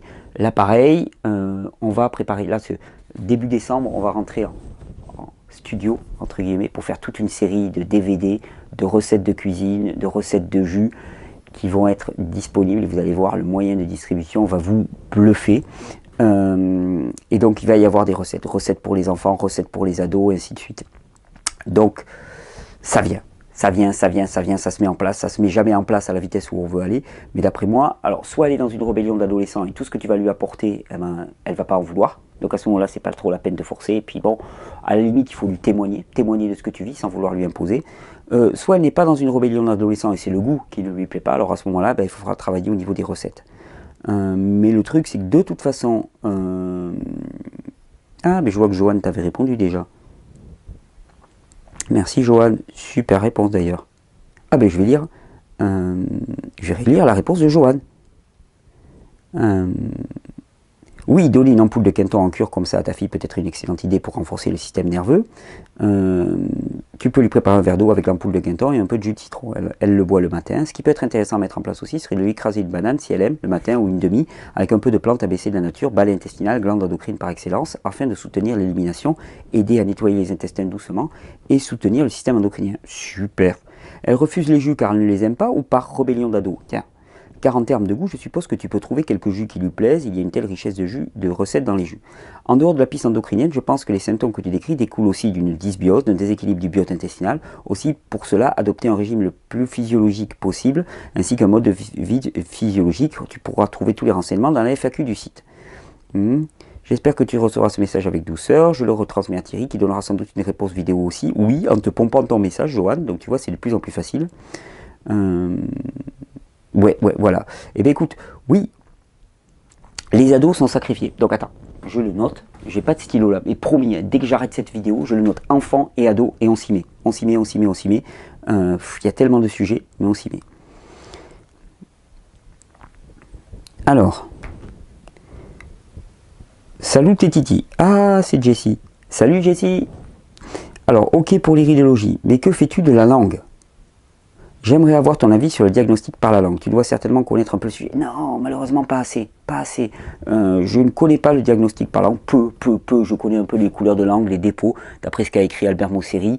Voilà, j'ai quelques rudiments, mais je connais peu. Et si quelqu'un pouvait m'éclairer. Alors là aussi, merci. Si vous avez des infos à refaire me remonter, mais n'hésitez pas. S'il y a un truc, vous dites, ah mais il a rien compris à ça. Ok, mais vous avez des dossiers, vous avez des informations pertinentes. Faites remonter sous forme concise, précise, qui puisse être facile à intégrer. Et je suis demandeur, je suis preneur. Ouais, moi aussi je suis persuadé du sérieux du sujet, JSC, et ouais, il y a très peu d'infos. Ben écoute, je lance l'appel. Si quelqu'un s'y connaît un petit peu en diagnostic par la langue et pouvait me faire un topo assez exhaustif, je m'engage à étudier son topo. Et si la personne vraiment tient la route et connaît bien son sujet, j'en parlerai dans les vidéos. Je ferai même une vidéo pour expliquer le diagnostic par la langue, voire je pourrai aller interroger la personne directement. Donc merci. Mais je suis d'accord avec toi, Jessie. Il y a quelque chose à faire. Le diagnostic par la langue est certainement très important. Donc moi, ce que je sais, c'est que en fonction de la localisation des dépôts, s'il y a des dépôts noirs, c'est vraiment quand il y a une marque noire au centre, c'est vraiment un nettoyage profond de l'intestin. Bon, il y a les marques blanches périphériques là, qui indiquent l'état des muqueuses et l'élimination par les muqueuses. Mais à part ça, plus le dépôt est épais, plus ça signale qu'il y a un processus d'élimination en cours. Mais à part ça, ça va pas bien loin. Le diagnostic par la langue, attends, je te regarde ça. Hop. Est-ce qu'il est le bouquin de vos séries? Je l'ai pas là. Ah, je vais pas le trouver là. Ah, le jeune, meilleur remède de la nature. Ah. Comme ça, les beaux vieux Ilis pourront pas dire que j'aime pas vos séries. Je l'ai toujours sous la main. Tiens, regarde. Et d'ailleurs, alors, le jeune, meilleur remède de la nature. Qu'est-ce que je fais? La langue est le miroir des intestins, 139. Alors, on va prendre page 139. Du plagiat là. En même temps, je connais. En France, il n'y a pas grand monde qui a étudié le jeune mieux que Mosseri. La couleur de la langue, son apparence, son goût sont le miroir de l'état des intestins sur toute la longueur, c'est-à-dire 10 mètres environ. Si l'on pouvait introduire une antenne de télévision en couleur, on y verrait beaucoup de choses qui confirmeraient cet état. Alors, est-ce qu'il donne des expériences? Ah non, je croyais qu'il y avait plus.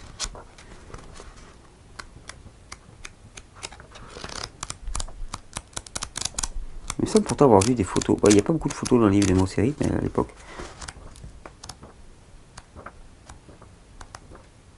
Ah, il n'aimait pas les lavements. Ah, ça, il n'aimait pas les lavements, Albert. Et ben, je suis pas d'accord avec lui, mais par contre, pour le reste, je suis d'accord. De toute façon, on peut ne pas être d'accord et s'en inspirer énormément. Menu après les jeunes, le comportement après les jeunes.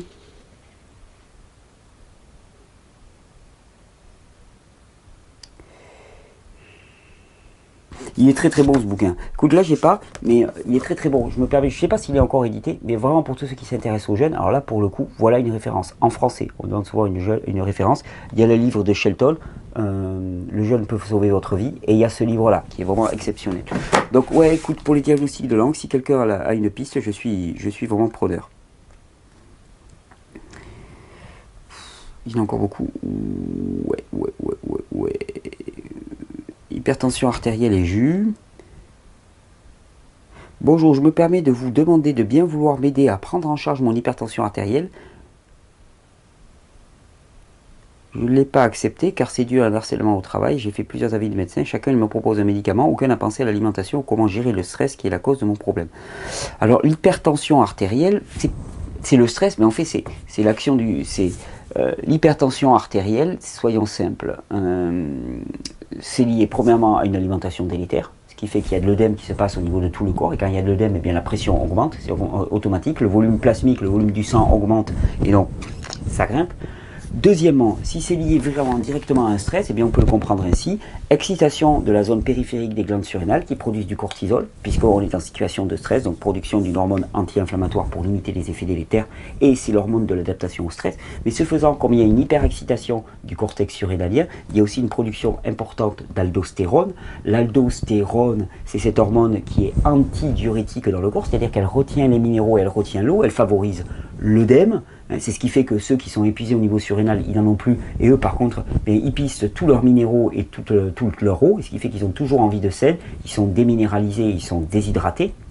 Donc ça, c'est le critère important. Et donc, effectivement, une surstimulation du système endocrinien et du système surrénalien en particulier peut faire qu'on retient l'eau et donc on passe en hypertension. À ce moment-là, si c'est ça la cause, eh bien, il faut calmer le jeu. Donc calmer le jeu, bon, des massages avec de l'huile essentielle de basilic, ainsi de suite, ça peut aider énormément, mais la priorité des priorités, c'est d'abord et avant tout de sortir de cette situation.